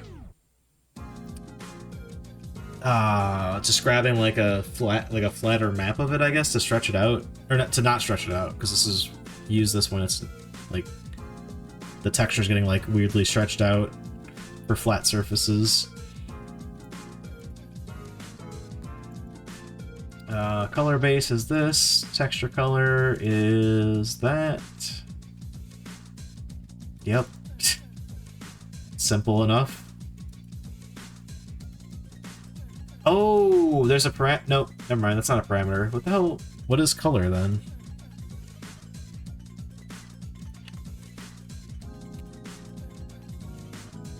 The color from vertices. Okay.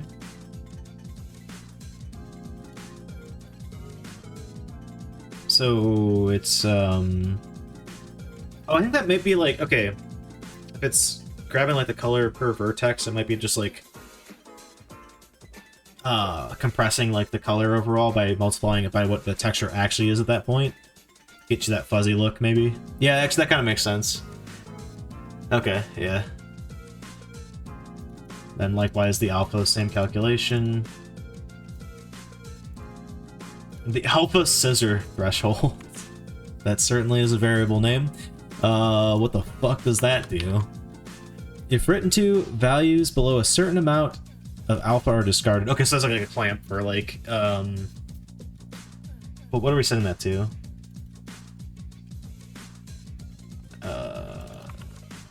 Oh, it's a uniform, isn't it? Yeah, it is, okay. Right, okay, so that's just sort of like a filter that if something's like kind of transparent, just clamp it down to being fully transparent if it's under that threshold, and it's 0.5 by default, it seems. How does the jitter code work? I want to know that, actually. So, snap. Is that a typo? Or is resolution a word? I think that's supposed to be resolution. I'm not sure, though.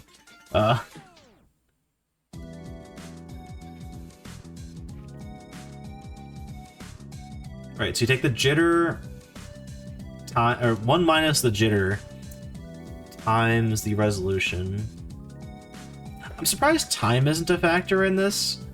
Well, okay, no, maybe I'm not surprised, because like when I'm standing still, it doesn't jitter at all, right? No, it does. Well, okay. The parts of me that aren't moving are not jittering. But my head is moving because it's an animation. It's my idle animation, so that is jittering across positions. No. Okay, good. It didn't lose my place. Okay, so we use snap position. Oh, snap to position, something we defined here. So we're gonna use this somewhere else, I guess. That is a crazy calculation. Okay.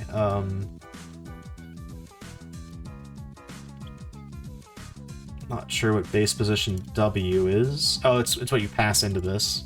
So that's whatever that is.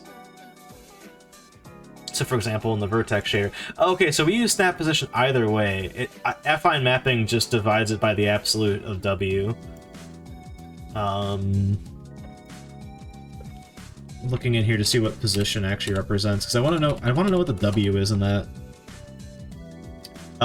If written to overrides the final vertex position, sure, but like, what?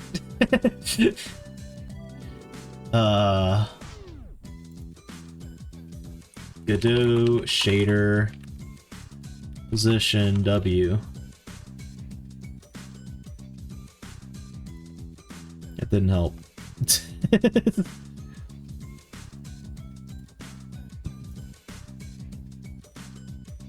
Okay. I'm not sure I have much to, like, mess with here. Granted, my understanding of this has not gotten that much better. I understand some things about this now and how the parameters work. And then resolution's also just using that snap to position thing. Okay, cool. But, yeah. Okay. Oh, right. Lastly, there is this gamma correction. So it's saying create a canvas layer and add a color rect as a child. In the color rect, add a new shader material.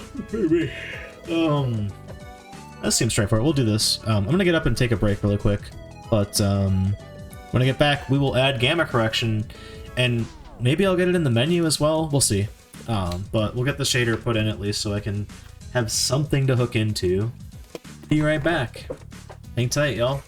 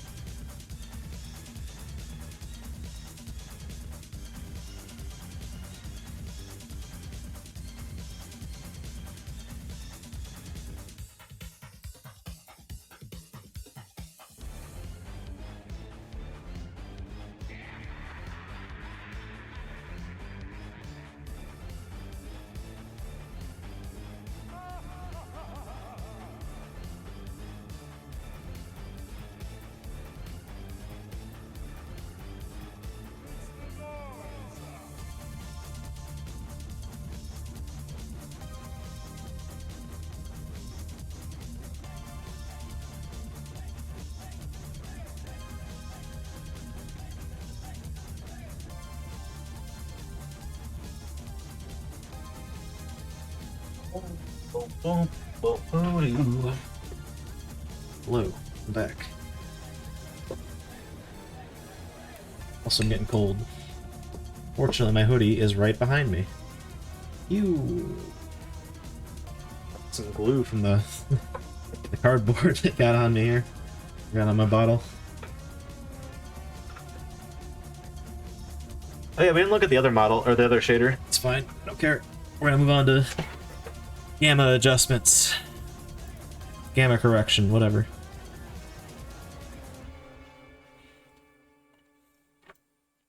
Oh, that's really simple. Cool.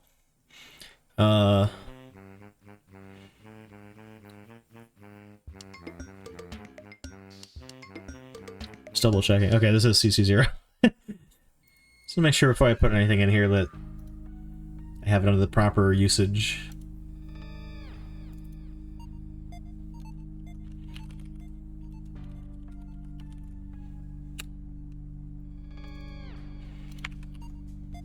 So this will be a canvas item, that makes sense. Does that say I need to wrap the whole scene though, doesn't it? Oh crap. Oh no, I don't need to, that's fine.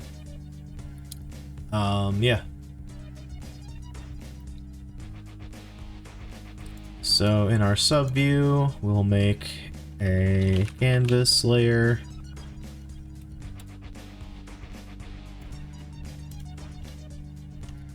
Add a color rect. Boom, boom, boom, boom, boom, boom, boom, boom.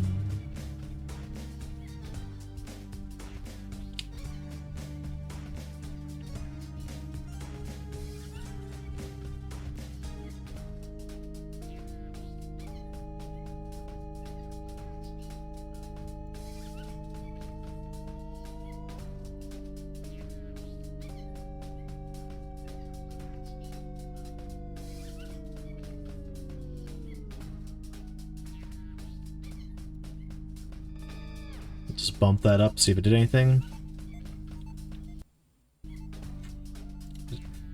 Hey, look at that, the tiny corner of my screen. It has corrected the gamma. Okay,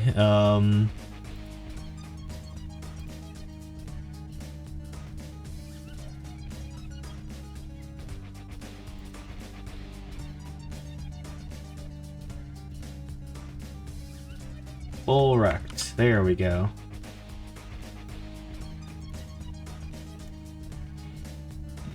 Cool. I do like that.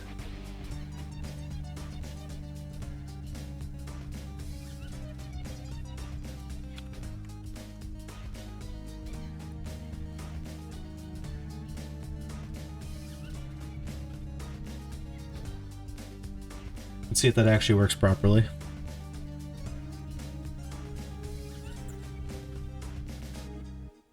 Especially when I change settings here.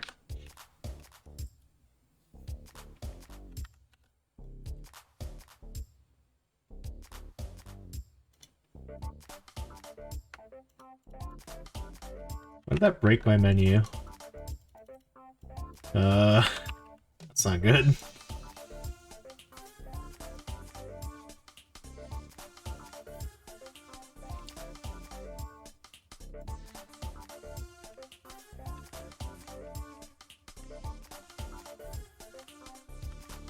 That's probably a different bug. Okay, so yeah, it's on the whole thing.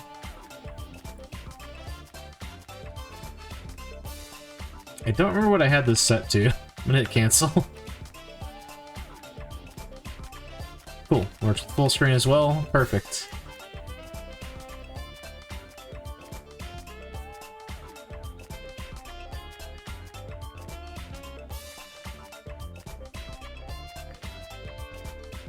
Let me make sure that that's not related to this. Just really quickly.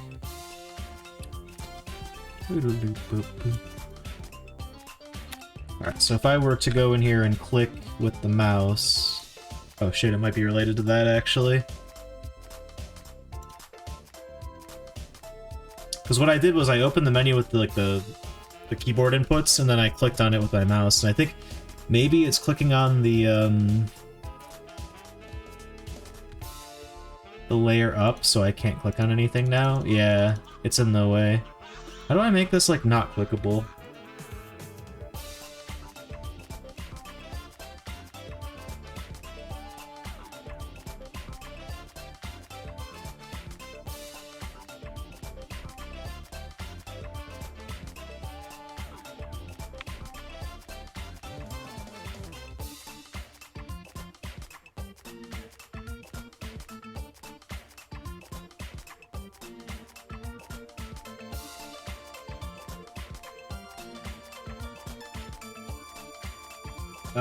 Let's clip children. Maybe this is what I need. Let's turn into clip children nodes, essentially acting as a mask. Child draws over parent and is not clipped. Parent is used for purposes of clipping only. Might be that. It might be this too. Maybe let's try this. Okay, so this seems to still work visually with the filter, but I want to know if that fucks my menus up or not. Still, no, it still does.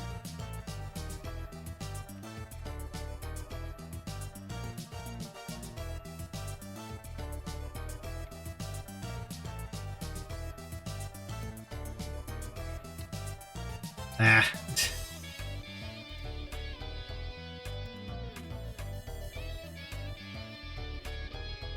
What's hot? What's better, higher or lower?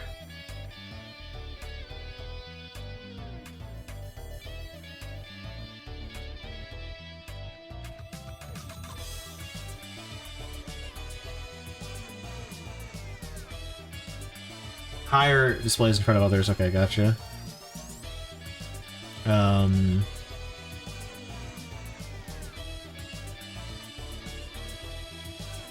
Rendering server.canvas item. Okay.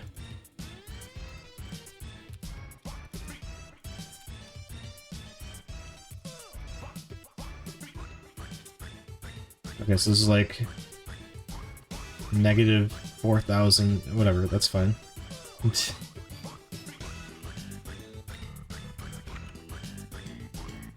Hopefully that'll do it.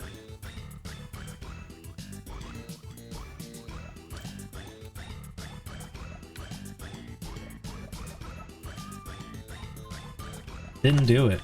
Damn it. Why? Wait, what's wrong with this?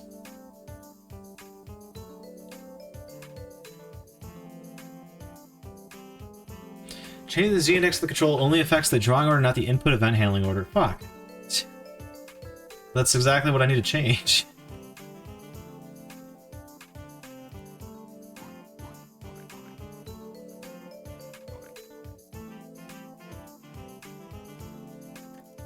Godot, canvas, input,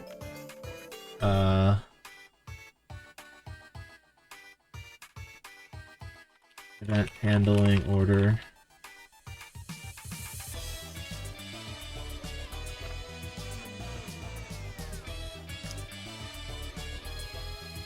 Okay, cool, man. How do I make this not just...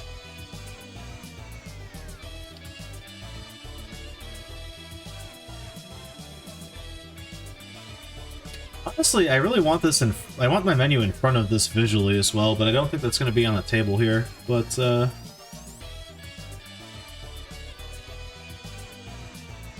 okay, so top level might do it. I gotta do it in reverse, though. Have my other menus on top level and not this.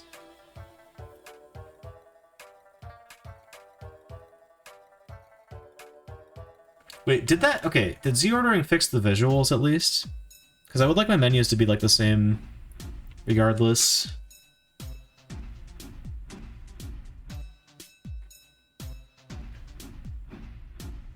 One second. There we go. No, they're still dark, which I guess that's fine. I can live with that. But I...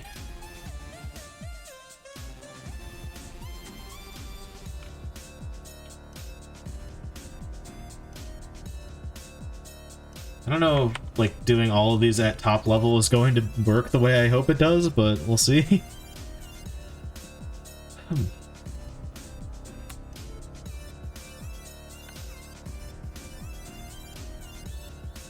Okay, well that seemingly did nothing, which is annoying.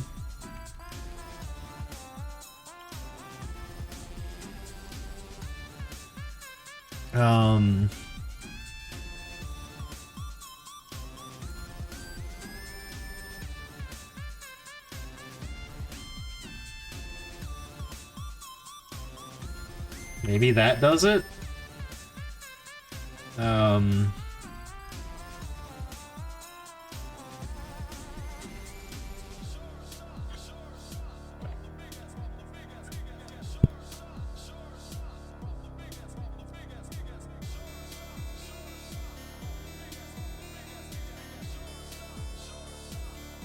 Hey, okay, that's promising. Visually, the menu appears to be back to normal. Nice, okay, I can click on stuff again. Alright, I fixed it. Good. I'm satisfied with this. Okay, let's see if we can wire the actual gamma parameter up to the menu now. I think we can do that. That shouldn't be too hard. The only thing is... this needs to be... put it on player, I think.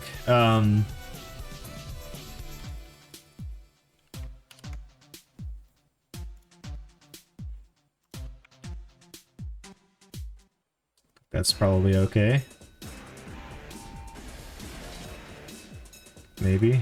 Maybe not. I don't know.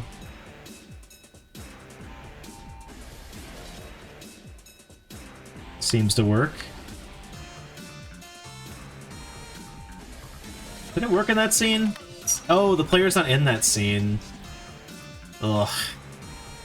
Well, we can put that same thing... let's make this a prefab.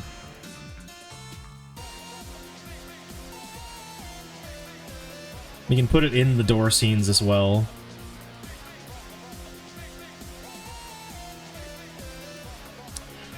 Or this could be a preload.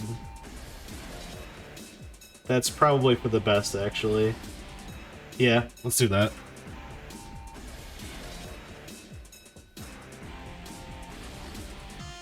Project or auto load, whatever the fuck, I don't know. Yeah, so it'll be behind all controls. Yeah, that's good, that's good. I wonder if this, like, page has any advice about how to do this. No, it doesn't. Okay, well... whatever, thanks for the script, I guess. Okay, put this on a prefab regardless.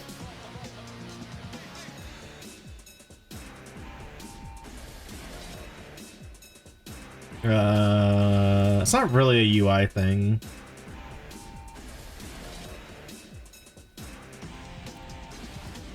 We'll just call it, base, whatever.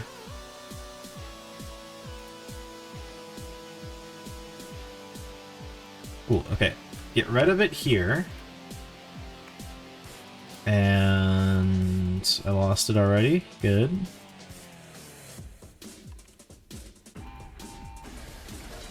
Autoload. Add. Prefabs. Gamma correction. Oh, add it. I was like, where did it go? Why's that window shaped like... oh, because this is when I had my larger monitor, right? Yeah. Literally haven't adjusted them since then. Son of a bitch.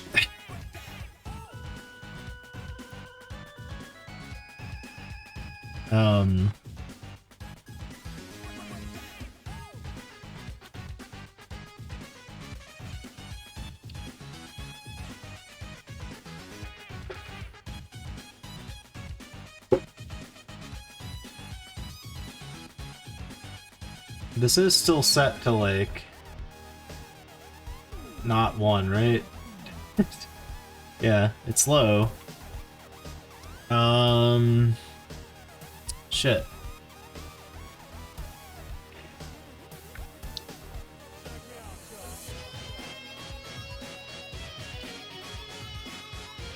Godot, add prefab to every scene.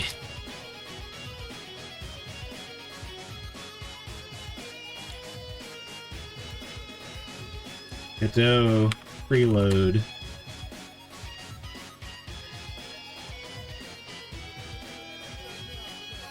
So, I might be misunderstanding how preloads work, or auto load. God damn it! Maybe if I use the right search terminology. Let me just look up the docs for auto load.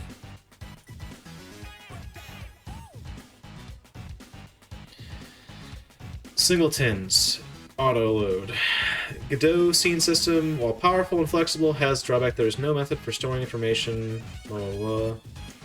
That is needed by more than one scene. It's possible to address it with some workarounds, but they come with their own limitations. You can use a master scene that loads and unloads other scenes as its children's. However, this means you can no longer run those scenes individually and expect them to work correctly. Singleton pattern is useful for solving this problem. Using this concept, you can create objects that are always loaded no matter which scene is currently running. Can store global variables, can handle switching scenes between scene transitions. Act like a singleton since GDScript does not support global variables of design. I don't know about all this. This makes it sound like that should work the way I'm doing it, but it doesn't seem to be there. It's unfortunate.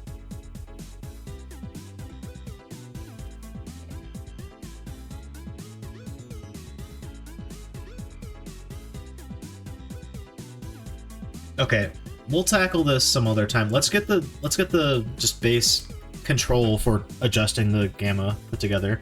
So we don't need that. Let me take it out of the auto loads because that's going to confuse me probably if I leave it there. You can still have this be a prefab, that's fine. Just got to put it on the player. That'll work for like 90% of the stuff in here.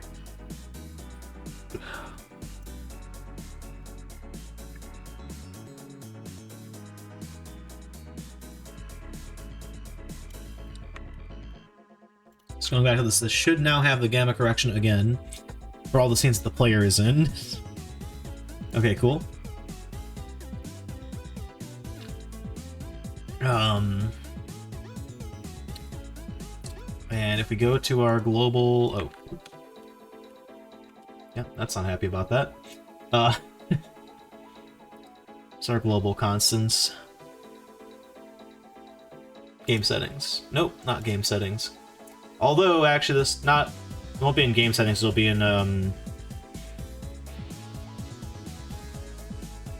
options? I forget what the hell I call that object, but there's another thing for that. Whatever. Game constants is down here. Oh, it was at the top of the list. There we go. Alright. Public const string.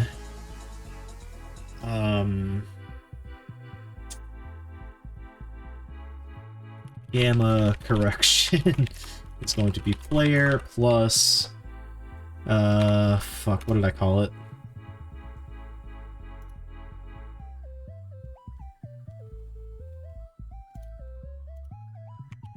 Gamma correction, gamma rect.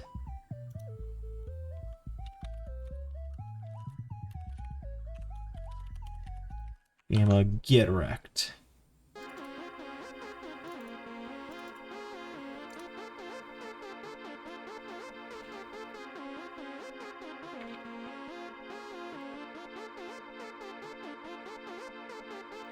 Now, data. So we have save game, data, global settings. That's what I'm looking for.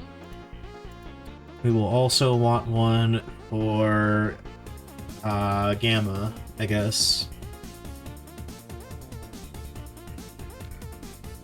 Public float gamma.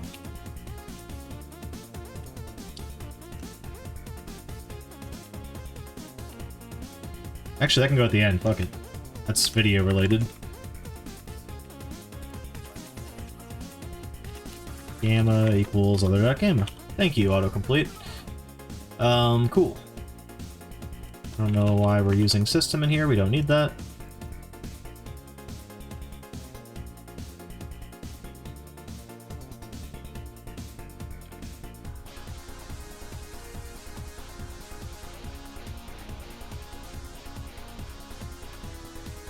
Also, gamma should equal 1 by default. And what is the range? Crap, I forgot already. Gamma correction. It's 0 to 2. Okay.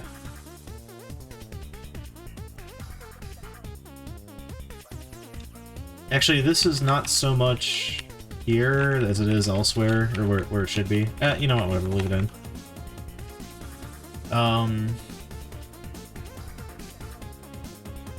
Right, so options menu UI, we'll need a new slider for this. Slider, gamma slider. Guess I'll make it look like the other ones, because why not?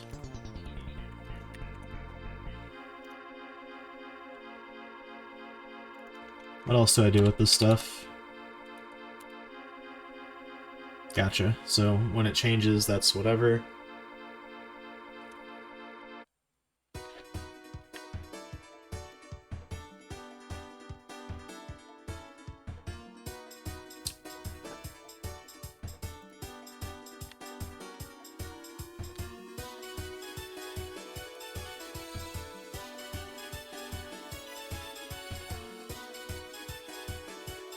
And for some reason that's a double, so we gotta convert it to a float.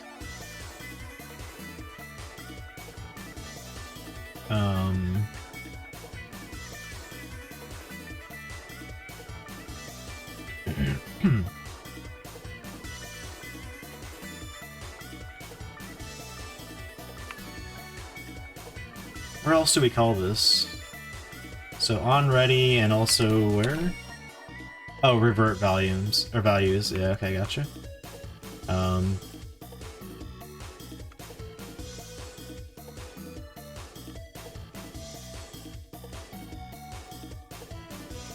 just put a thing in here to mess with gamma from here. But I imagine there's like, oh yeah, so we have like listeners for all these events. Oops, before the cancel and confirm. Public void on gamma changed float new gamma.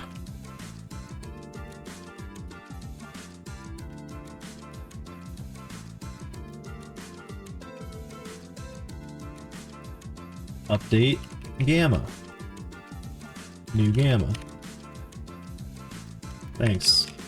Thanks for filling that out all the way instead of just doing what you actually did.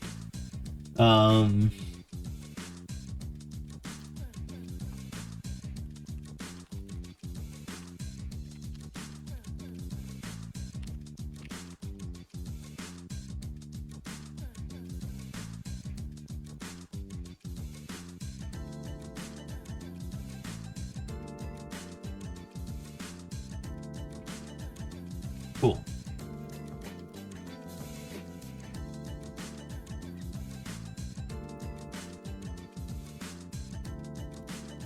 This feels like a bug that I'm using like the original setting here and then these other ones over here, but whatever.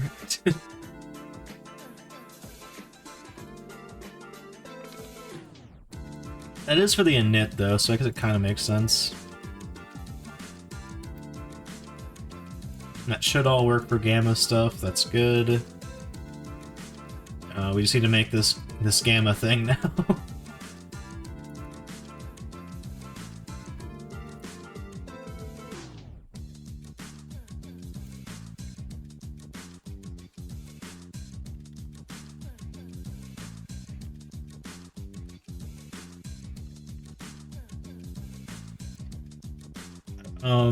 Okay, so I need to get like the scene. Oh shit. Get node, there we go.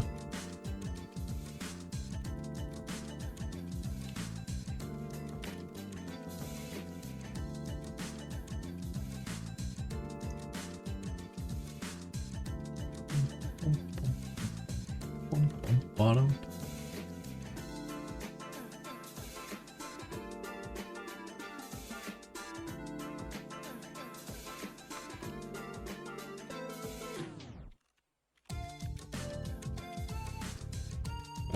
Game constants? There we go. Paths. Node paths. From scene route. Get me the gamma correction route. Or whatever.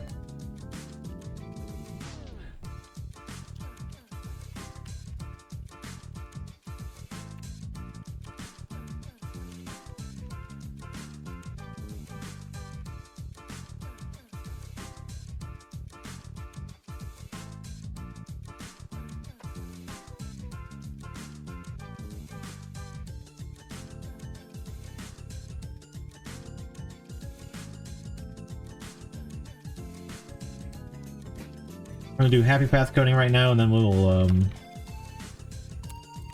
mess with other stuff later. Shader parameters dot gamma.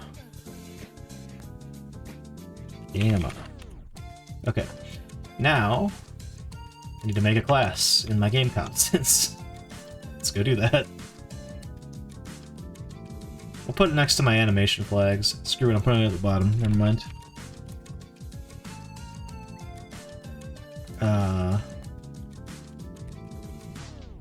Static Clash? That's not what I'm looking for. Maybe it is. Yeah, that's actually fine.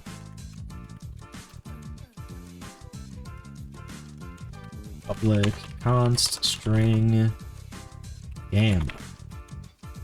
What the fuck is this called? It's called gamma. Amazingly.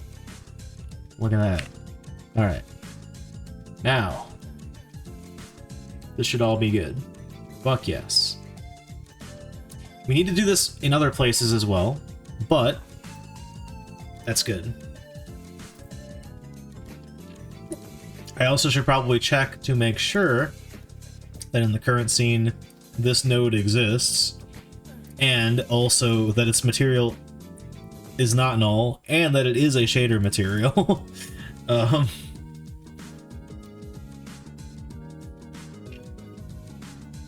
But for now, we're gonna go with the flow. I also need to add a slider to my UI for this. Perfect, exactly what I meant to click on, actually. Unironically. So this kind of is like the right size for most screen resolutions, right? Well, I mean, I need to like adjust it anyway, because it will scale up and down when I scale resolution. So we're probably gonna need to make these maybe smaller or something. I don't know. Point is, this is gonna fuck everything up. So under full screen, we'll make one called gamma.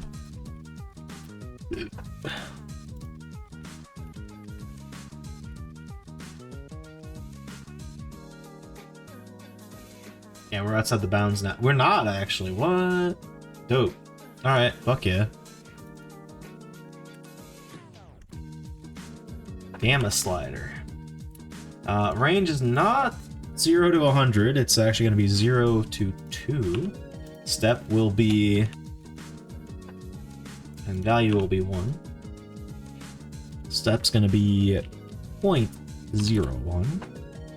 0.1. That might be too little. 0.05. Fuck it. Whatever. Cool.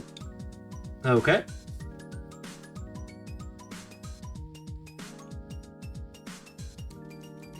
Now, build, because we made some script changes, we need to pass this in as a parameter. Options menu. Gamma slider. Why is the full screen checkbox not assigned? I don't know how that happened, but whatever. That's fine. Away it goes. Back to the slider. We also need to hook in an event for I guess drag ended is what we're looking for. What do you do for these ones? Hold on. You. Value change, that's what I'm looking for. Okay, that's better, because I think drag ended is only going to work with the mouse. Because we want controller support. Oh, it's already set. Don't do that. Disconnect that. Not the right method. On gamma change is what we want to call instead. Bada bing, bada boom. Good. We're good. Cool. So in theory now, I should be able to go change this slider, and the gamma should change. How many errors do you think we're gonna get, chat? My god, it's working! It's working! My genius! Okay. Now, even also, the cool side effect of this is I should be able to, if I hit confirm, right? Close it. My data saver should already handle that, so when it loads, it should be slightly dark. Let's see. Wait, no. Oh, wait, it will. Oh, because the menu loads, so it sets that on init. Ah! But the door load still won't be dark, which is, I mean, that's gonna happen as long as the thing is not in the fucking script, right? Cool. Alright. Or in the scene, because it doesn't matter what the value is. So I actually don't really need to add anything else, because as long as, well, okay. I do.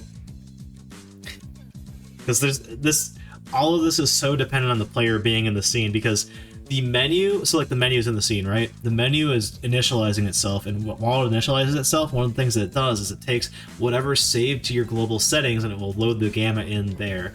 But, for example, I mean, case in point, this scene where the door is opening, it doesn't have any of that. So, instead, we need to, like, add an extra thing in, like, our data loader thing. I don't even know if that gets called, because the data loader is in every scene, though. I think that's one of my auto loads, I believe. Yeah, data saver. Okay, cool. So we could inject it there, to sort of initialize the gamma to whatever the gamma's set to. It depends as a coward's answer. Also, what's up, Anchor Life Forge? How you doing?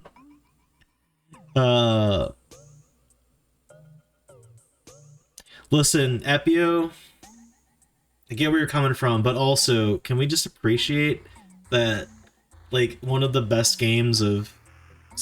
when did this come out? Hold on. It wasn't last year, was it?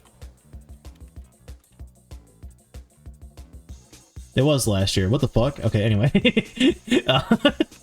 MyHouse.wad is, like, legitimately one of the best games of last year, and it's a fucking Doom mod. Surviving? Gotcha. I'm just stirring the pot now by saying shit like that.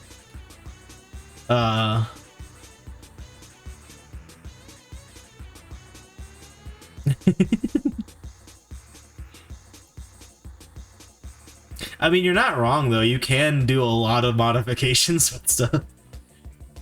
So that some people know insanely cool tricks from years of mastering tools. Yeah. I mean, on a much smaller scale, it's why I'm not going to use Godot for my next real project that I'm working on. It's because I know the ins and outs of Unity better. Like, sure, there's a lot of, like, political issues with, like, not political, but, like, terrifying, like,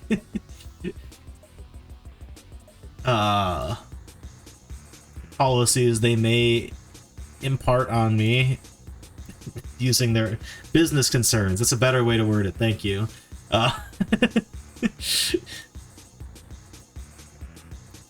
But it's still just worth it in spades for just the fact that I just know how to do a lot of, like, intricate things in that engine compared to this. It's not even like a definitive, like, this is worse or whatever, like, this is like a worse engine, it's just a worse engine for me.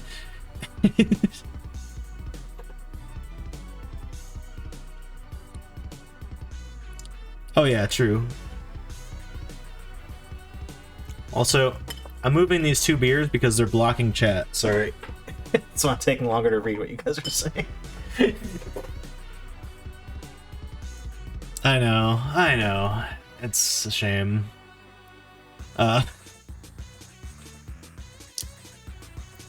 People you say you shouldn't compare apples and oranges are cowards, but I ain't a coward. Oranges are greater than apples. I probably agree with that. Those are like B tier fruits anyway, though. Like, they're good, but pineapple's like an S tier fruit. Or acai, that's also a really good fruit. Bananas also S tier. Blueberries, also S tier. Any kind of berry, honestly. Fair enough. I'm derailing myself now. Could totally work UDB in your workflow. That is true.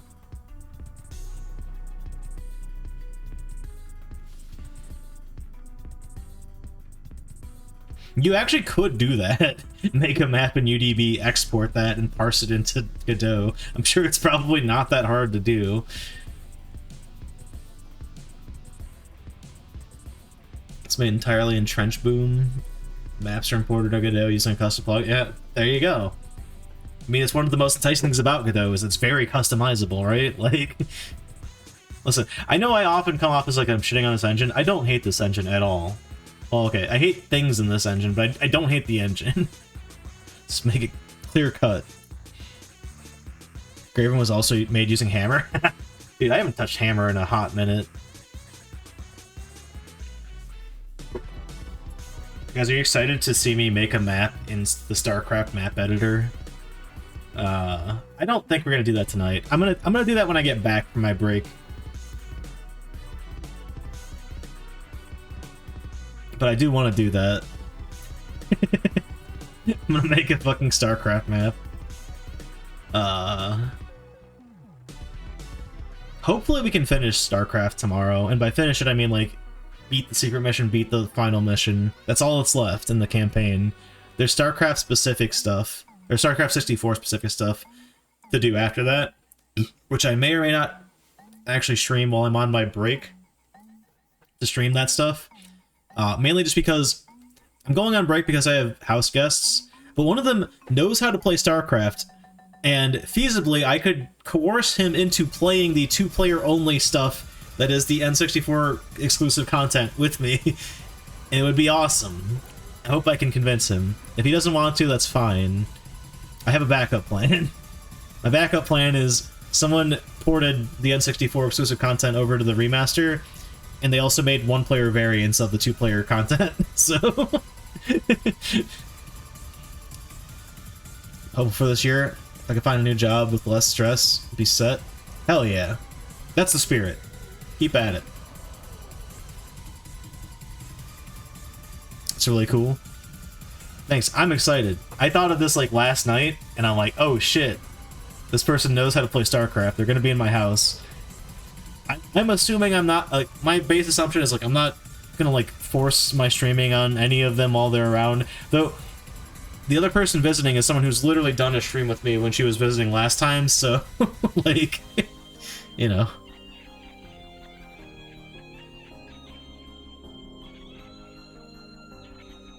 Yeah, no, I mean, again, I don't know if you call it a good problem to have, because it's a pretty bad problem, I'd say.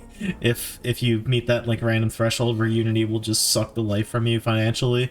But it is certainly a problem that a lot of smaller devs such as myself don't have to worry about. Having said that, I'm not porting this back to Unity. We're finishing this fucking project in Godot.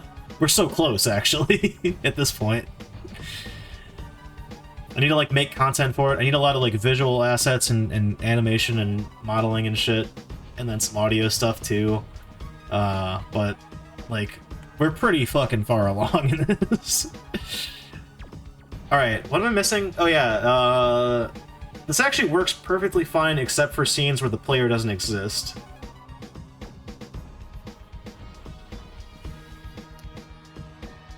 Technically, that threshold no longer exists. Well, yeah, that too, yeah. I guess that's also true.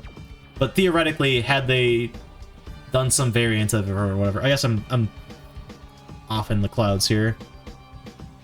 Oh, yeah. No, it's a complete fucking mess. I think...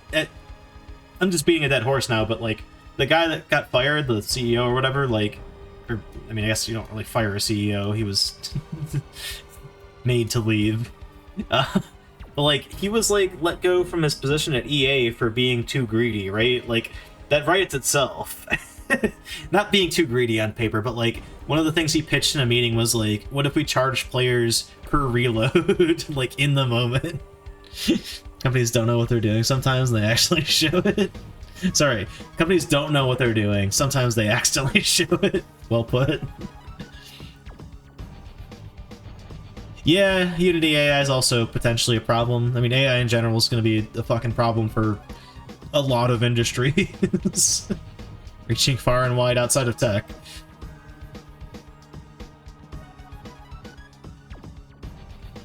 That's the other half of AI, like... Okay, it's... The stupid thing is nomenclature, right? Like, AI in, like, a technical sense, like...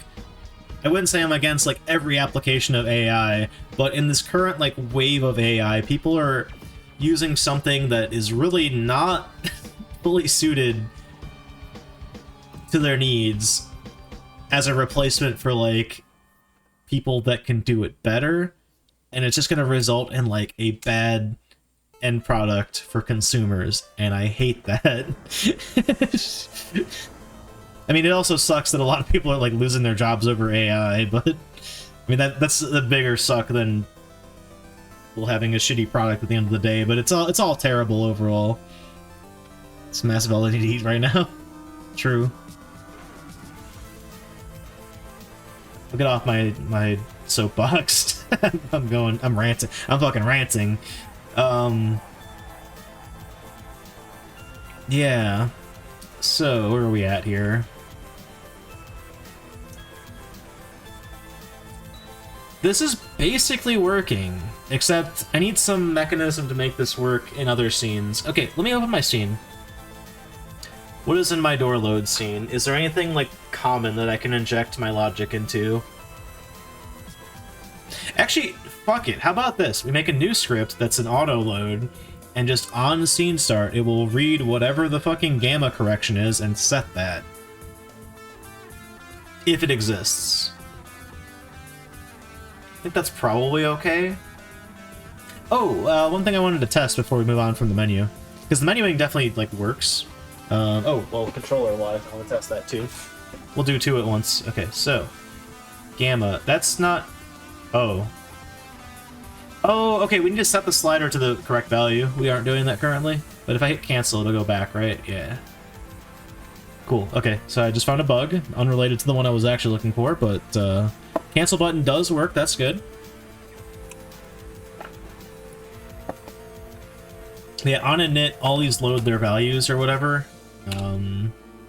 Yeah, we just need to load that in here.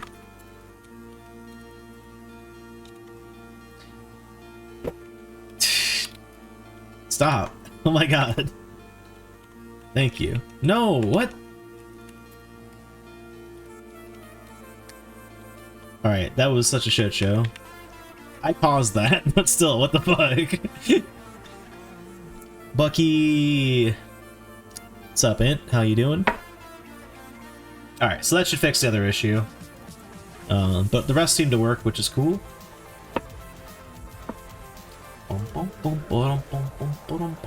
Yeah! Oh. Wait, none of these sliders work that way, do they?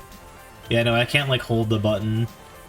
Or analog. It's on analog, I can't hold the button. That's unfortunate.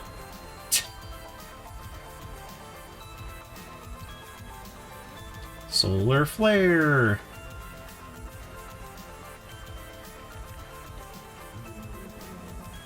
Actually, let's make it dark, because I need to notice the difference.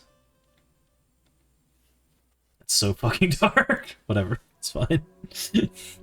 Okay, so our test door. Is it just this? It is just this. Shit.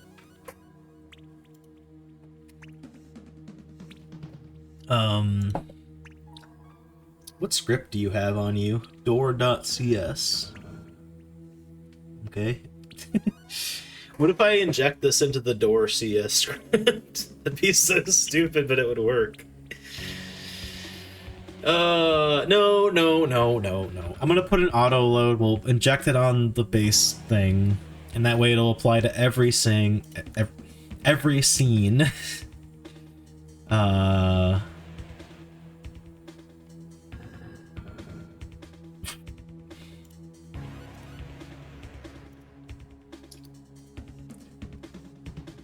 Oop. Okay, scripts. Script. Gamma. Correct. Oh. It's not even the casing I've been using. Gamma. Load gamma settings.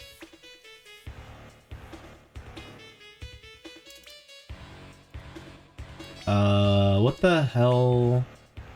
Oh. Ready, that's what it's called.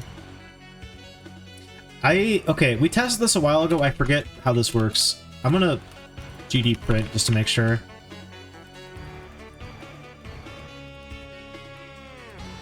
Like, we'll know pretty quickly if it works or not, I suppose, but, so... How do I check if a node exists? Yes, that's good.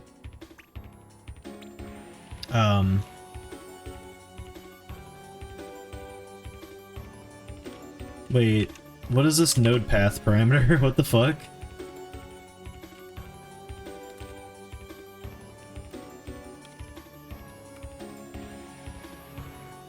Please tell me there's a string. Yes, thank God. Okay, good. That's weird, but whatever, that's fine.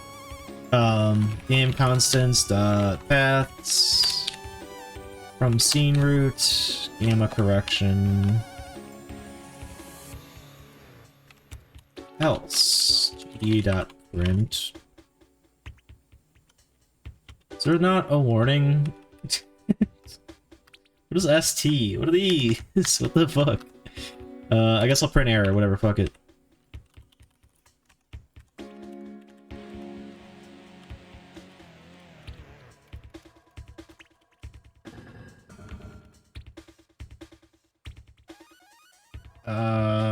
I guess scene file path? Sure, whatever. Scene does not have the gamma correction node.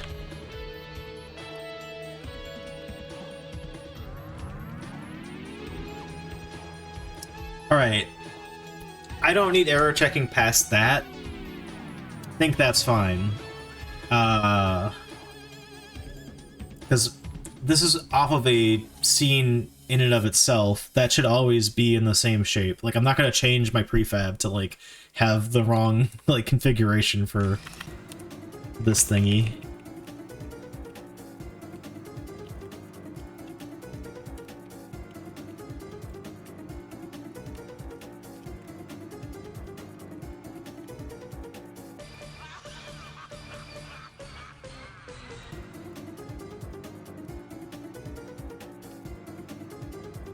Ah.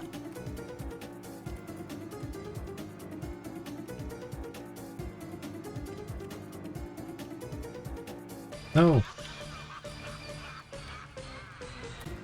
Set shader parameter. Not node paths, I want shader parameters dot gamma. Set it to... Oh fuck, I need to get the data. How do I get the game settings over here? Not you. Shit. Oh wait, no, yeah, how do you get the global settings? Oh, perfect. That's all I need. It is the Pizza Tower OST. I forgot I had the fucking pizza emote enabled. Love that emote.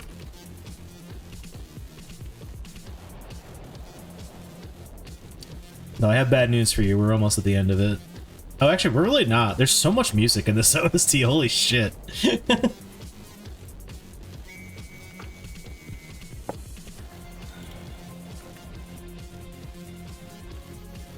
It's all so good. I want to replay that game. I would say soon, but soon is relative because I'm streaming tonight, obviously, because you're all here. You're seeing me stream. But I'm streaming tomorrow. We're gonna finish StarCraft 64, which will probably take all night, even though I only have 2 missions left. And then I'm gone for 2 weeks. Although I'm going to do my best to coerce one of my house guests to stream StarCraft with me, so we can play the 2-player mission. This son of a bitch. This motherfucking fly is on my beer. Granted, I finished drinking this beer. Got him. No, you're alive. The fuck? I see your guts. Fuck, I didn't get a clean kill. Sorry, guy. I tried to kill you. I don't know what. Shit. What's better, N64 StarCraft or Pizza Tower? Pizza Tower, even though I have spent more hours on N64 StarCraft at this point in time. How many hours have I spent on Pizza Tower? Let's see. Probably like less than 10. 14.6 hours. I stand corrected. Did I play it offline? I feel like I didn't stream that game for 14 hours. I'm gonna get this son of a bitch. Put him out of his misery. Got him. Okay, he's actually dead now. They did fall on my PC, which sucks, but whatever.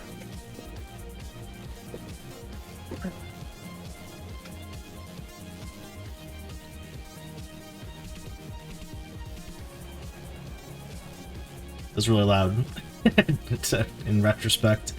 Okay, so we got an error if the shader's not in the scene. That's fine. We also got a debug message every time it initializes, which I need that as well. And then yeah, just set the gamma. So that's fine. I need to set this as a preload or auto load. We'll eventually learn things. Go up. Scripts. Gamma constants. Add it.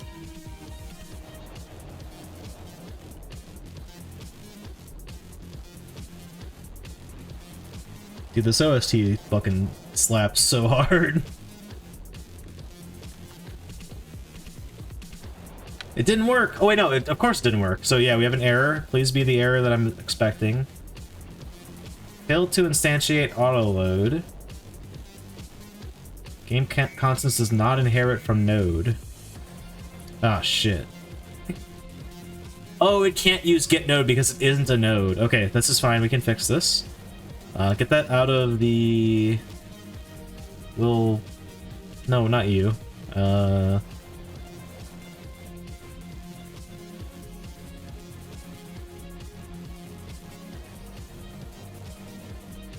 Shit. What did I just change? Oh my god, no, not game constants. I loaded the wrong thing. I want load gamma settings.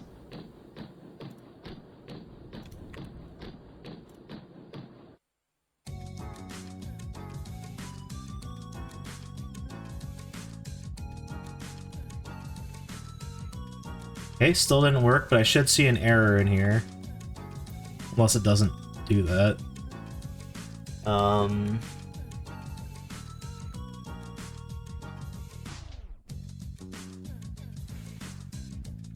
don't see my text in here at all. Load gamma settings ready. Can't control F. Oh yeah, I can. It only calls at once! No! Okay, hold on. Godot auto load. On scene start.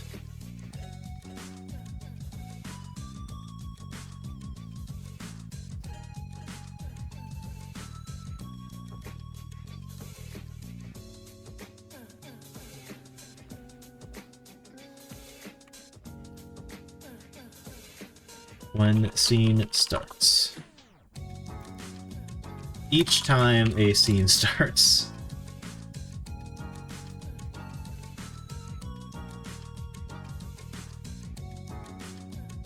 Damn you!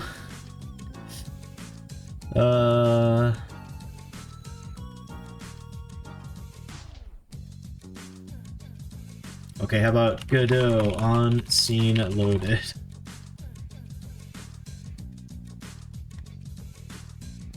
Doing stuff only after a loaded scene is ready.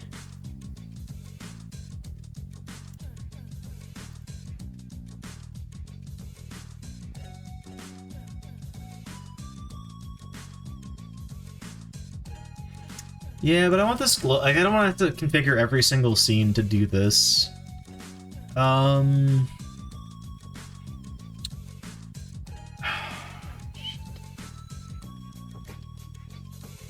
It would just be nice to, like, inject this everywhere. I think the better thing to do is to, like, I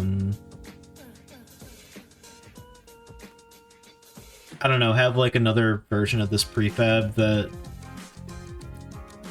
has, like, a parent version of this prefab, basically, that's gonna be, it has this script that I just wrote, and the object under it, but then that will mess up the pathing for loading it. I gotta think about this. I'll be right back, chat. Take another break. I'll think about the best solution to this problem.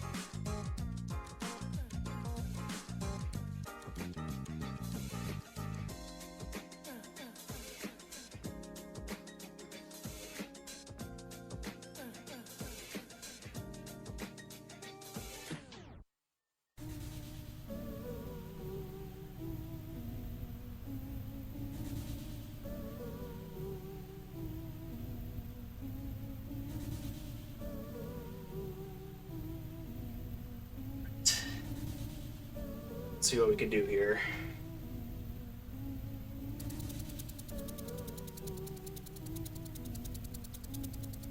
Can't get my arm in the other sleeve of this hoodie. But there we go.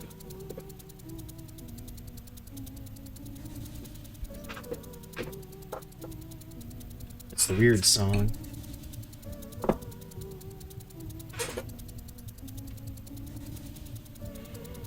Okay.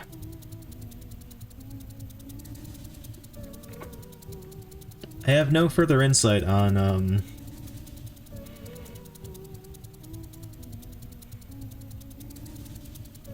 what to do here.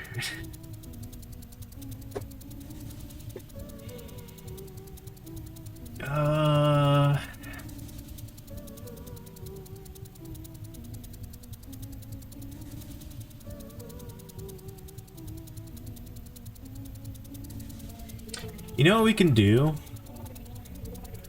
We should just put this script on, because we need this. Okay. We need, what is it? This guy, where is he? It's Gamma Rect that has the parameter on him. We need him in the scene no matter what to make this gamma adjustment happen. We should just put this script that I just wrote on him. And then that way it will load the settings. So this won't make it work for the door, I guess, but... Oh, also it's gonna spam it because I still have it in the auto loads. Let's get it out of there. Delete you. Error? What? Where? Oh.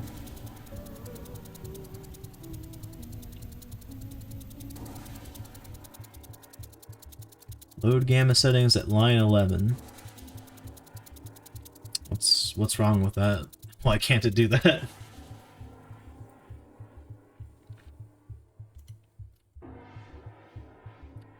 Invalid cast exception. To type color rect. But you are color rect. What?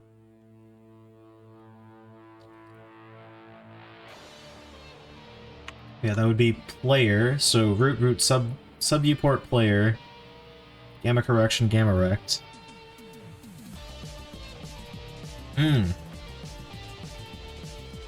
Now here is a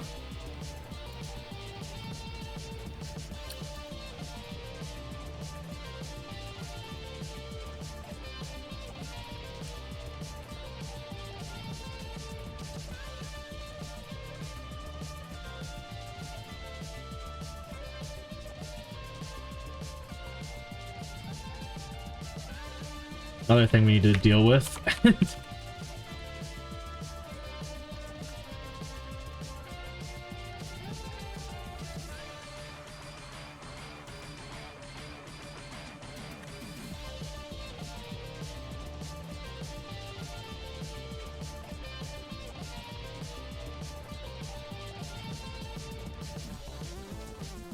Oops.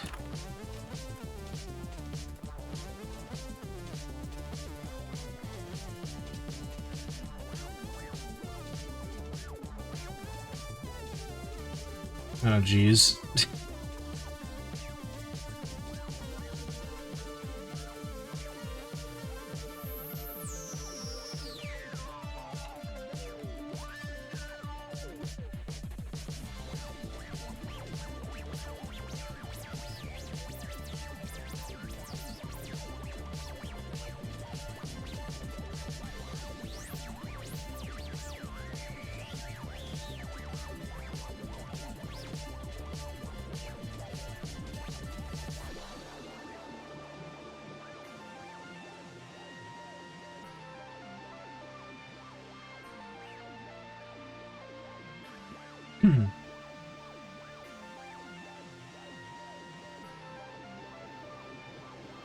I don't know why that's doing that. That's weird.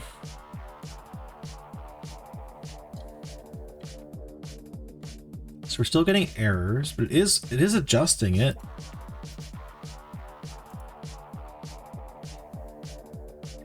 Invalid cast exception. Options menu UI. For gamma. Like, why? But it worked, though.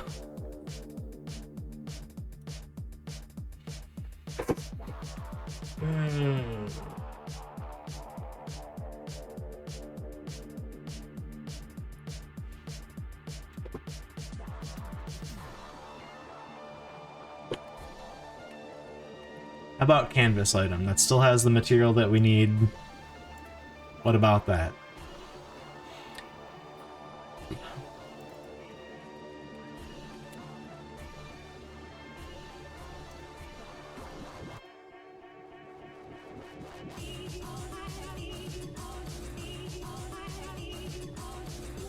Still errors. Great, thanks.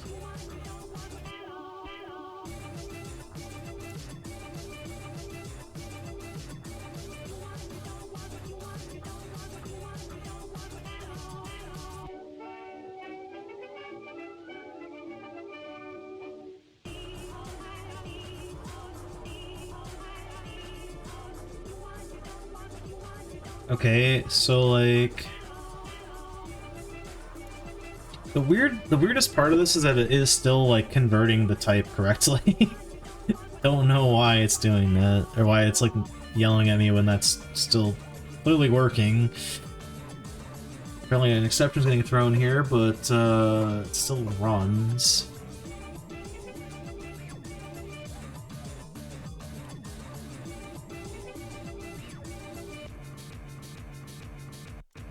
Maybe it runs multiple times or something.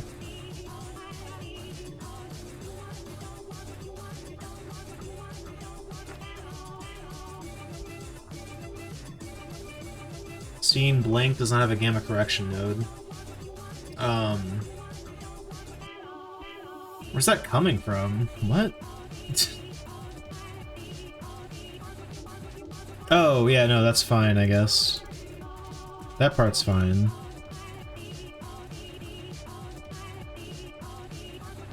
Never reports success, but I mean, like, it did set the gamma.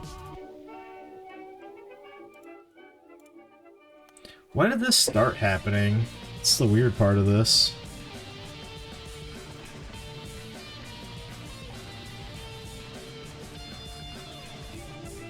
Or did I just not notice these previously? Okay, how do I check a type of something? Go get type.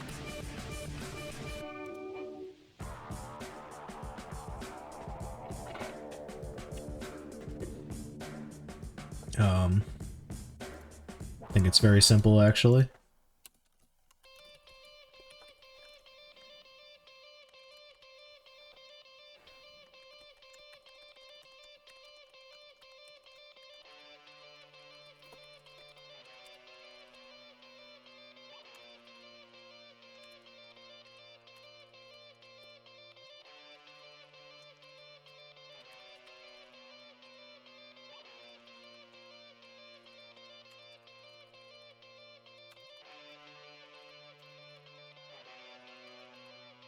The fuck?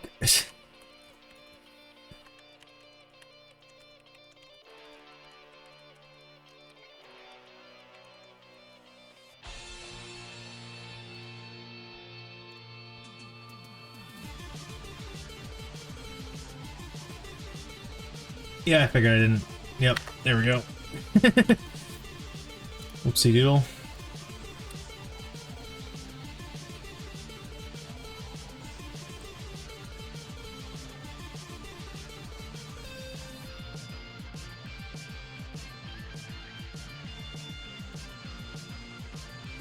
Oh. Oh, it's because it has the script on it now. That's weird. Well, this is a bizarre inheritance thing, but I guess I can change this to,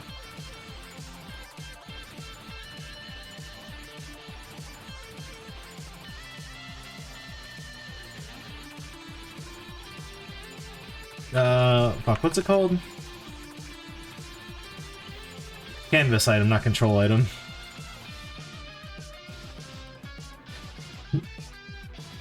What? What about color rect? Do you take 0? Okay, good, good, good, good.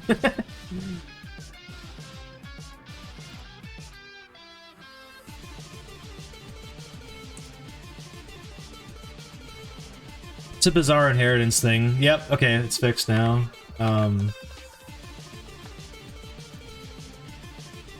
It's annoying, but whatever.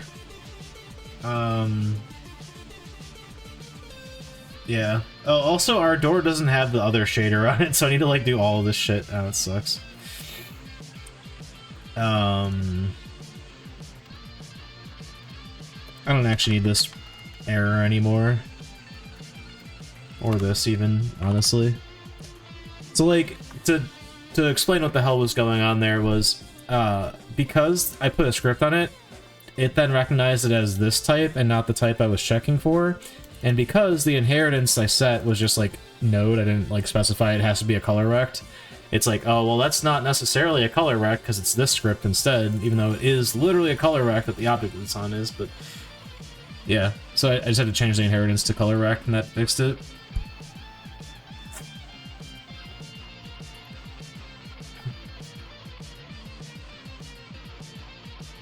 So all I gotta do now is put this in the other scene, but also update the other scene to have the stuff as well.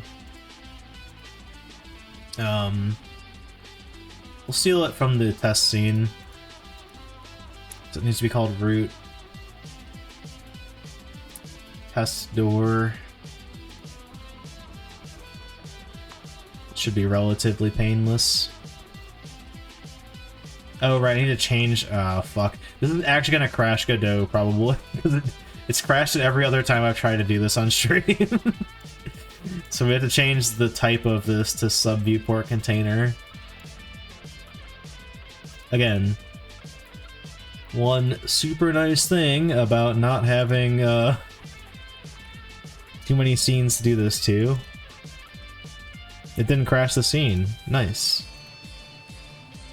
It's gonna copy everything. No, I just want this one thing. Fuck. Yep. Yeah, whatever. Don't care.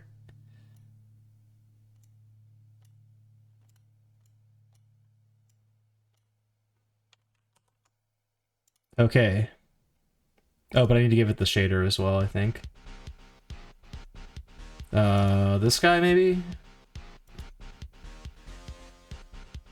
Fuck, what has the shader in here? It is that, okay.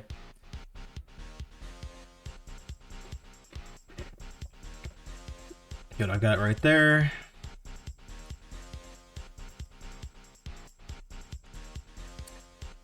Awesome. And then we just drop our other prefab in there for the gamma correction, wherever the fuck it is. Prefabs folder.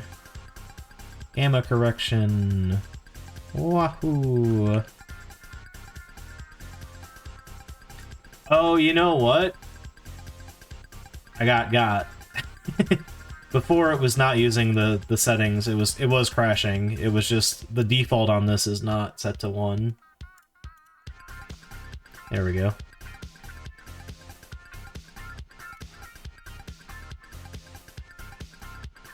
The fuck?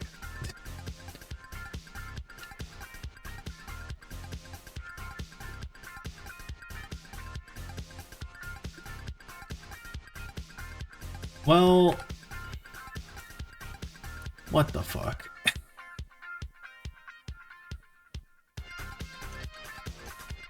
What the hell is this? Why is my door... What?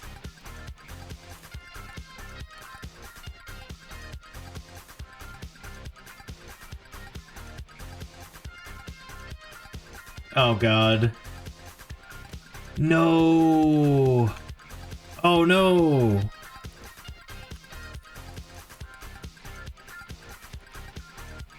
Hold on. I can fix this with the power of source control. I did this in the wrong thing. Prefabs.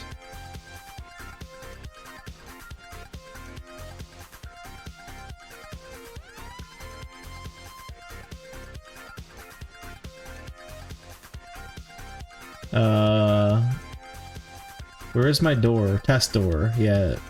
Just discard all changes under that, please. Alright. Reload. No, what are you doing? What?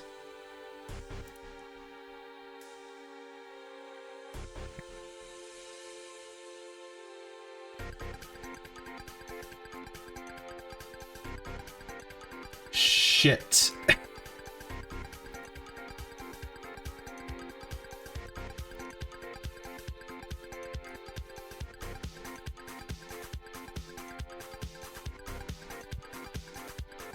I'm gonna close this and reopen it. Oh wait, yeah, save. Save all. No, what are you saving?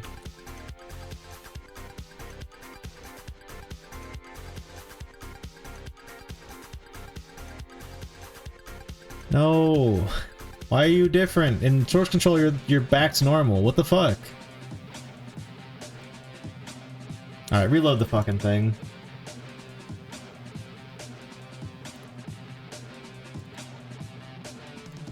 Bump, bump, bump. Ba-dum, bump. Pardon me. Chad, I fucked up big time. Please tell me my door is back to normal. It's not. It's super not back to normal. Fuck! Wait, but it is though.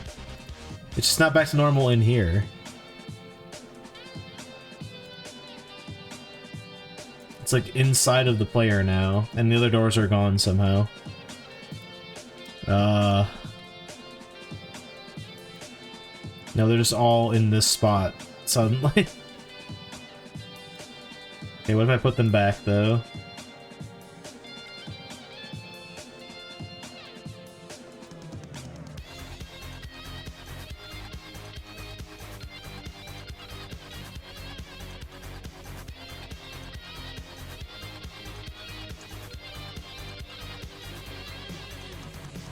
Godot goes back to 2007? Yeah, that's crazy, isn't it?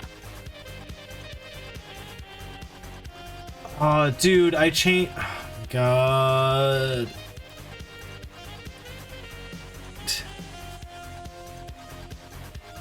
There's so many problems with this.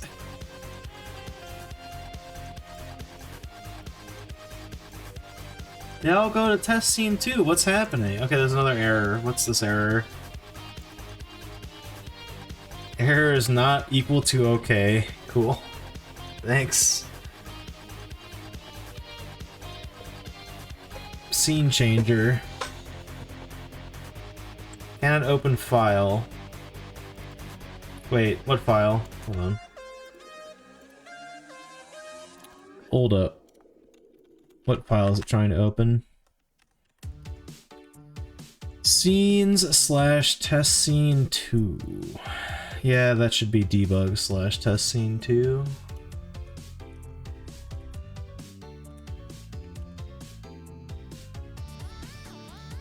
Oh, it totally fucking reset everything. Probably fuck up the other scenes too. God damn it.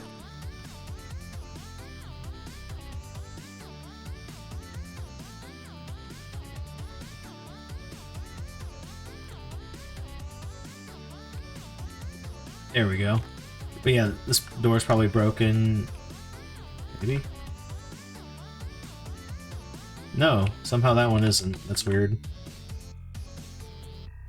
The door is not in the same place as it was, but it's fine. Okay.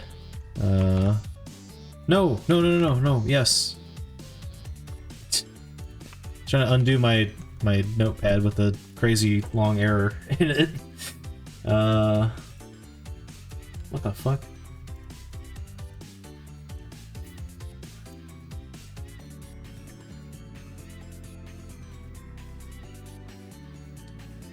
Okay. Now that that nightmare is over, pardon me,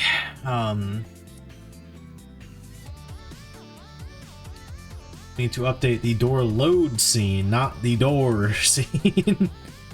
Fuck. Scenes. Door loads. Wood door. Yes. Okay. Fuck. What are these things at their root? They're viewport somethings, right?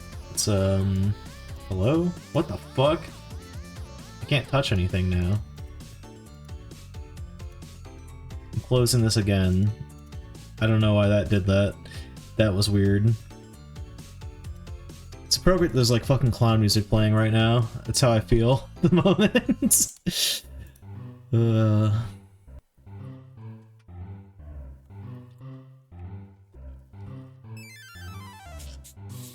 Okay, so root is a sub viewport container.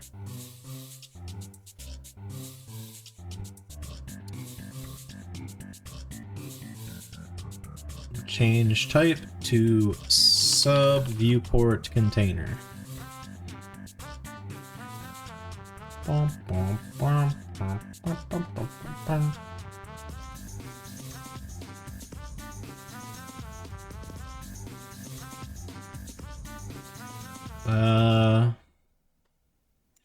This one has the least shit under it, so I'm gonna do this.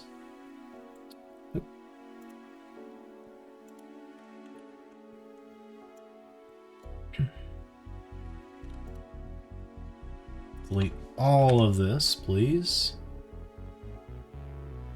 You know what? How about we just make a sub viewport under this? Call it a day. Not worry about what things I may or may not be deleting overall.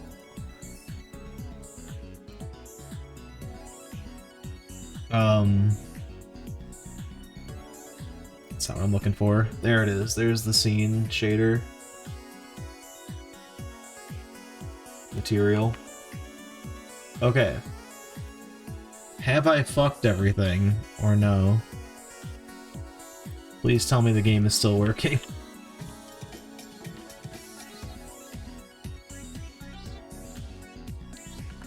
And... hello? Mild issue, that's okay, we can fix that.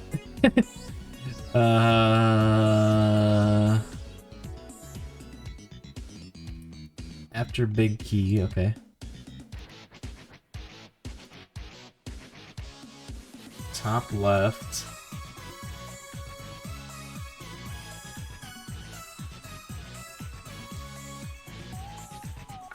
Oh yeah, just 1900 by 1000. Yeah.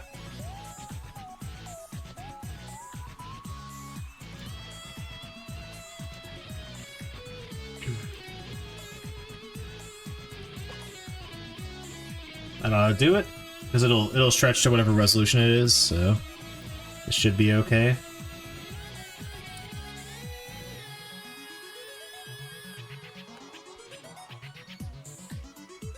What the fuck is wrong with that scene, man? I mean, I guess I can see it from here that, like, it's not right, but,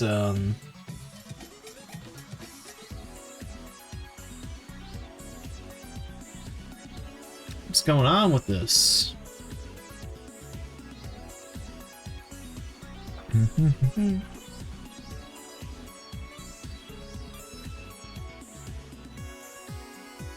What about the sub viewport? Sub viewport actually looks kind of okay. Oh wait, no, that also needs to be set to something, doesn't it? Same thing, probably? Yeah. Alright, hopefully that does it. It's a lot of hassle, to be honest. But we'll see. So this won't actually do the gamma correction, but it will... This should get it on the filter, the PS1 filter. Yeah, it did. Okay, cool. See it there? Okay.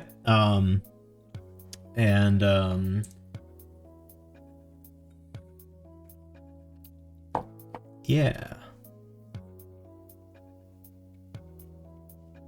So now we just need to add the other scene into this scene, and we're good to go. Wherever it is, gamma correction. So this should do the trick. If everything's lined up correctly. Also, let's fucking update our gamma so it's not horrible. Make it too bright, actually. Confirm. Resume. Yep. It's overcorrected. Alright, now make it dark as fuck, and then go back in there. Make it, like, pretty dark, but not too dark to see. Boom! We got it! That took me way too long, chat, but we did it. Alright. We got there. Gamma correction. Basically, all we did tonight was like make gamma correction, and then we followed a tutorial that was completely unrelated to that. that was tonight. But you know what? That's fine. Cause look at this water. No, hold on. Look at that water, chat. Look at it. Amazing, right?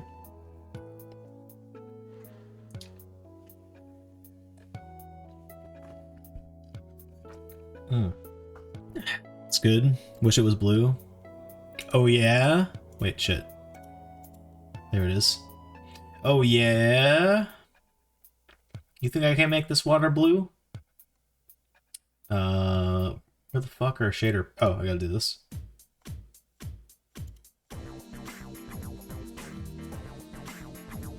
How blue you want it? Is that blue enough for you? It's like wave race blue. Yay! Do you have per vertex lighting working in Godot? I do not. I super do not.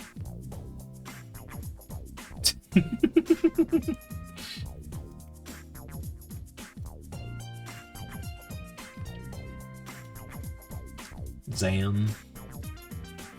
That's how it goes. Oh wait. Fuck.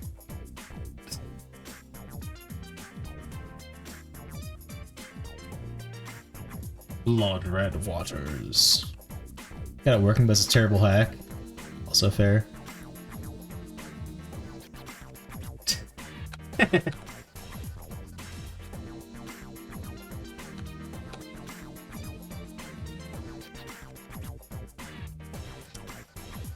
Whew.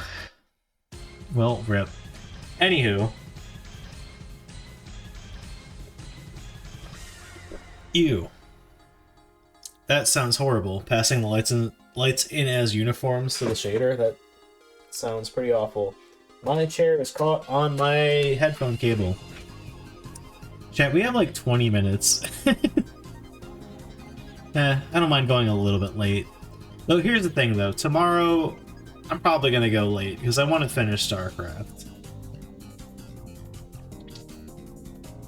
Alright, we're gonna do an attempt at something. This is it for Goon's House of Doom for tonight, by the way, but I'm not done deving yet, probably. I don't know. We're gonna try to dev something up very unrelated to this, but pardon me. Yeah. But yeah, I think I'm probably done fucking with shaders. God, sorry. Carbonation's getting to me. So we're gonna get back to our game development in 2 weeks. The stream's not over, by the way, but just for people, I don't know, for posterity, I guess, whatever. We're gonna next time we're gonna pick up on like level development. We'll actually like start pulling in some like, I don't know, third-party assets and stuff like that to like build out levels in this game. Because right now we have a lot of systems in place, but there's not.